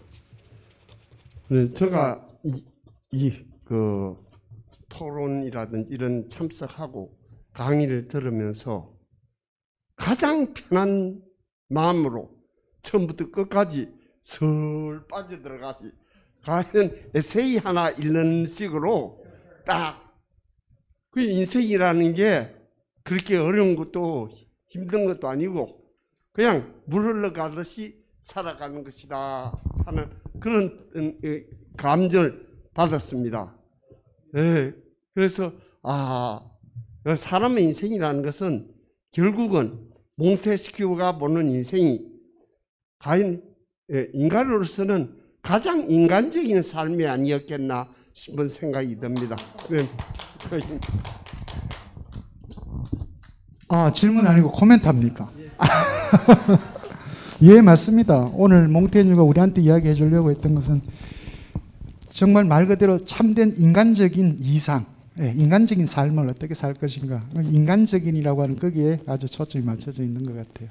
예, 또 다른 질문을 우리 정청일 스님.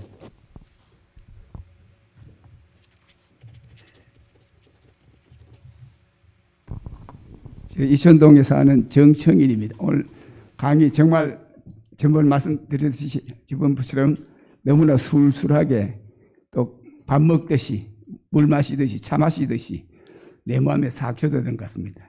그런데 저도 한 가지 느낀 건 뭐냐 하면은 이분이 아마 어떤 불교 사상에 대해서는 접하지 않은 것 같아요. 왜냐하면 불교에는 그 정도 되면 달관 크는 게 있거든요. 달관. 그러면 탁 나본다.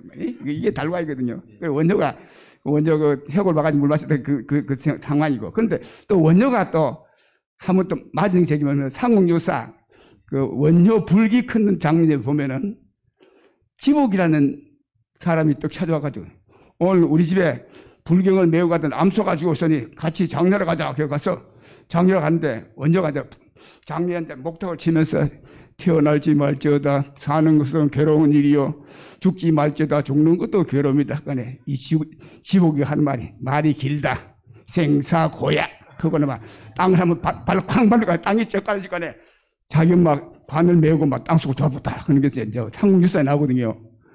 그리 우리의 그 불교에서 상국유사 보면은 그런 재미있는 이야기가 참 많이 나와요. 그냥 아마 몽테뉴가 막 그런 그 달관의 경지까지 안 가고 삶을 그냥 있는 그대로 받아들이면서 살아가는 그런 사람이 같네요. 맞습니까? 이번 여름에 해인사에 가서 가르침을 받으려고 했는데 이미 가르침을 받은 거라서 저희 해인사 스님과는 다른 얘기를 제가 해야 되겠습니다.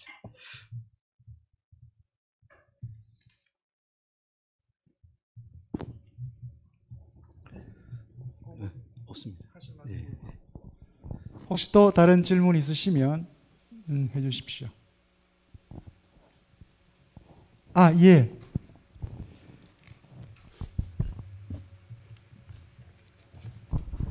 예, 교수님 말씀 감사합니다.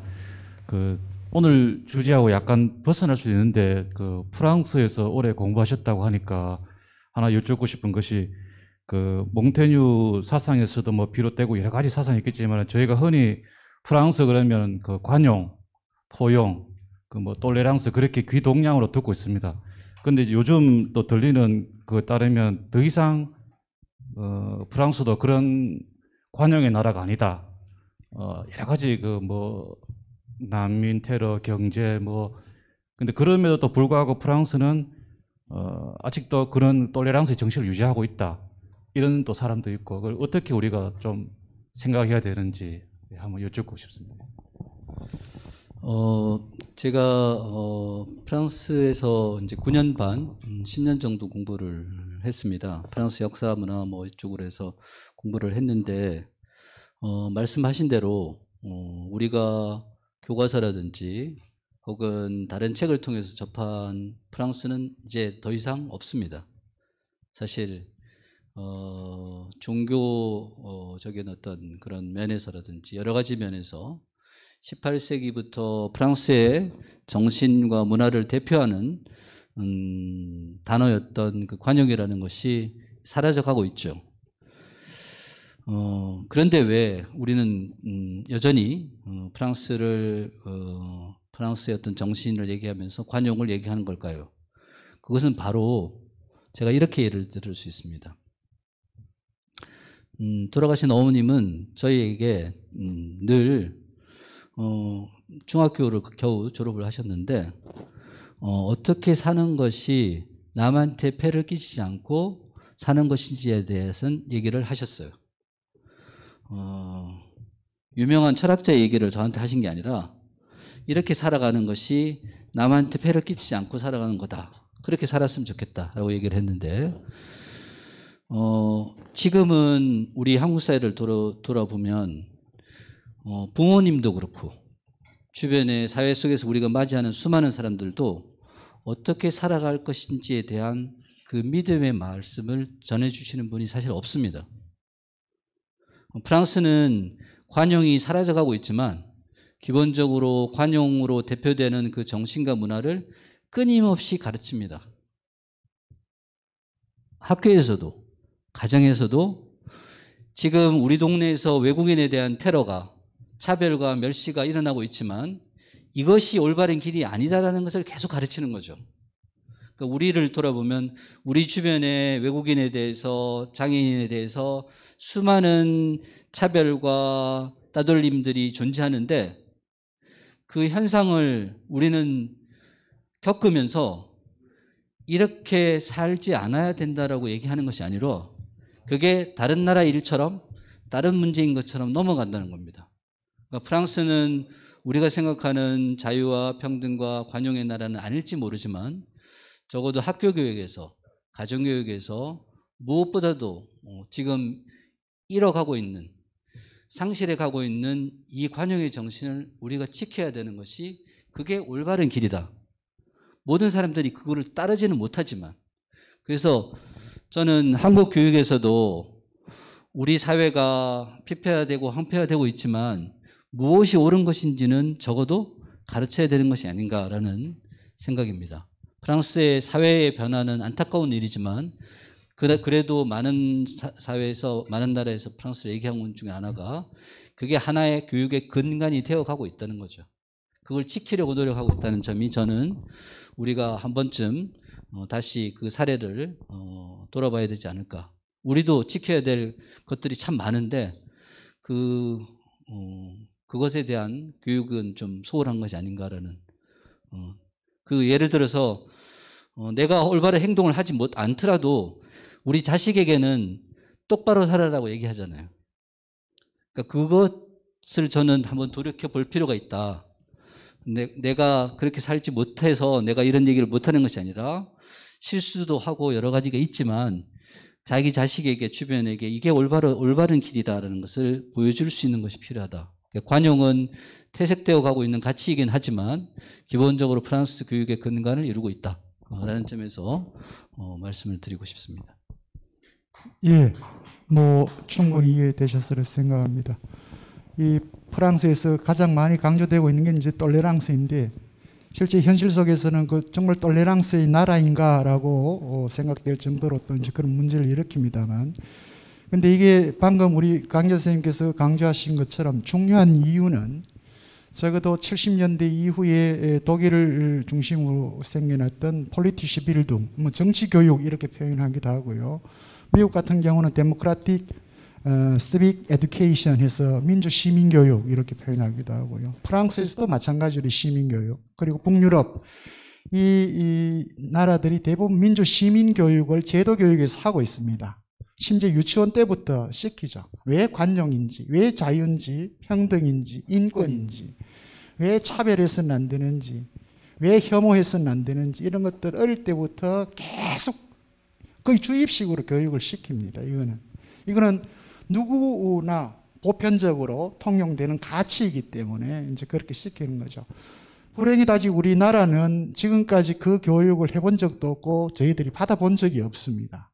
여기 계신 시민 여러분들도 마찬가지고요. 그런 의미에서 우리 목요 철학 인문 포럼 또 다른 한편의 그런 시민 교육이기도 합니다. 예를 들면 그래서 뭐 어느 나라마다 각자 그 국가가 내세우는 아주 특별한 가치들이 있죠. 그게 또 교육화되지 않으면 그건 항상 늘 끊임없는 또 문제가 되는 거고요. 예.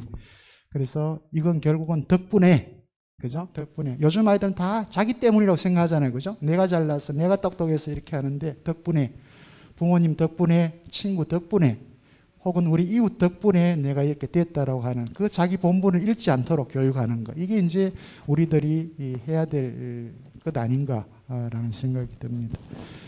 예, 지금 시간은 한 5분 정도 지났습니다만, 다른 질문 없으시면 우리 뭐 원장님 뭐 혹시 예.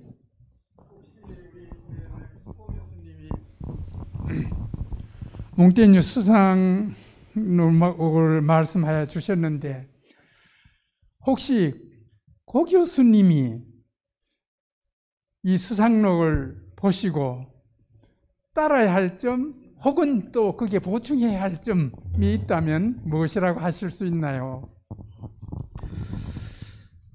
제가 그 나이듦과 죽음에 대하여라는 그 주제로 몽테뉴 수상록에서 일부를 발췌 소개를 해야 되겠다고 생각한 이유는 사실 제 개인적인 학교에서의 경험 때문이었습니다. 나름대로 이제 인문화연구원도 이끌어가면서 여러 가지 다양한 길을 모색을 했는데 개인적으로는 이제 그런 학교에서 일을 맡다 보면 자연스럽게 학교에서의 정치라고 합니다. 흔히 선거라든지 이런 데 휘말리게 됩니다. 저는 그 학교 정치의 어떤 표본이 대학 총장 선거인데 그 선거를 앞두고 제가 그동안 같이 이야기를 나누고 생활했던 그 수많은 사람들이 내가 비판한 사람들과 다를 바 없구나라는 걸 깨달았습니다. 그들도 똑같이 우리가 지금 정치인들의 선거 때마다 벌어지는 그 수많은 것들이 대학교에서도 그대로 반복된다는 것을 알고 그것이 제가 학교로부터 어느 정도 떨어져서 제 스스로를 돌아봐야 되는 그런 시간이 필요하다라는 생각을 하게 됐습니다.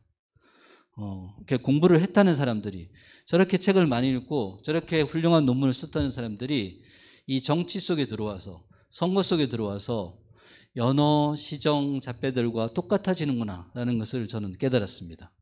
일종의 주변에 대한 어떤 그런 환멸과 배신감, 그 와중에 나는 도대체 무엇을 했는지, 나는 어떤 존재에 대한 반성이 필요하다는 그런 생각을 했고, 그래서 몽테뉴의 수상록을 다시 꺼내 읽으면서 여러 가지 어떤 거기서 지혜를 얻고자 했고, 그 나이듦이라는 주제에 대해서는 몽테뉴가 이런 얘기를 했습니다.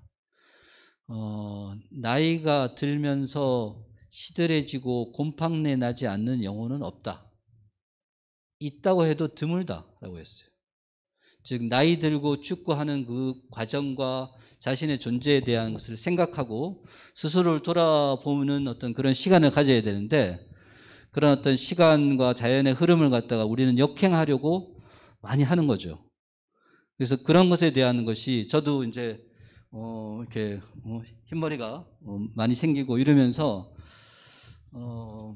그런 어떤 것들이 결국 이제 한편으로는 학교에서의 어떤 그런 정치, 선거 이런 것에 대한 것이었고 다른 한편은 저 스스로 돌아보게 됐는데 뭐 당연히 거기에는 이제 저희 어머님이 돌아가셨기 때문에 그 어머님의 죽음 이후에 다시 한번 굉장히 오랫동안 고통을 받고 당뇨병을 30대 후반에 당뇨가 오셨는데 정말 말년을 고통스럽게 그 온갖 병원을 다 전전하시다가 고통스럽게 돌아가셨어요. 그래서 그거에 대해서 생각을 하게 많이 됐습니다.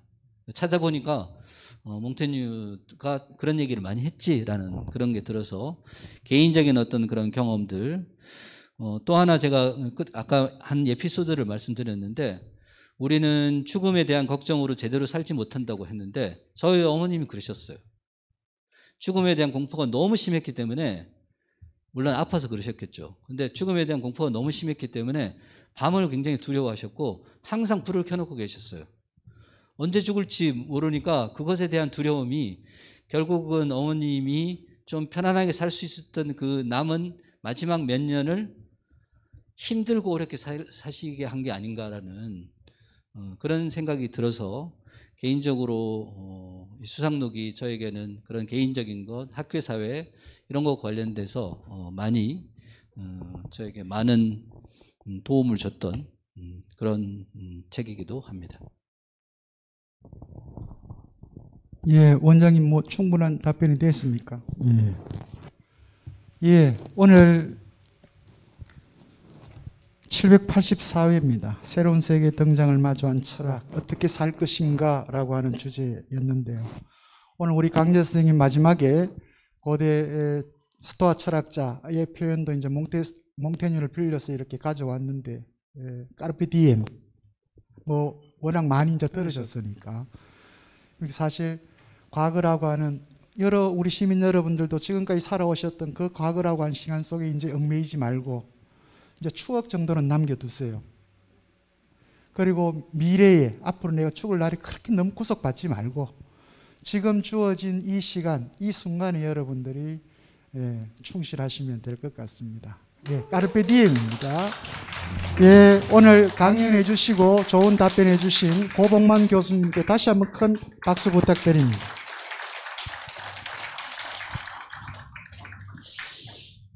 다음 시간에는 사실 작년도에 저희들이 다루었어야 되는데 조금 시간을 거슬러 올라갑니다.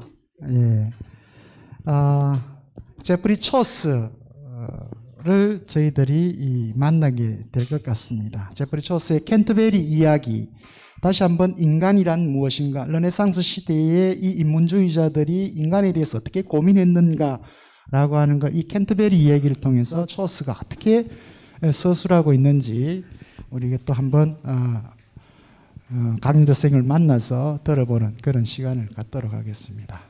날씨가 굉장히 따뜻하고 좋죠? 봄 마음껏 즐기시고요. 다음 이 시간에 또 건강한 모습으로 여러분들 이 자리에서 뵙도록 하겠습니다. 안녕히 돌아가십시오. 고맙습니다.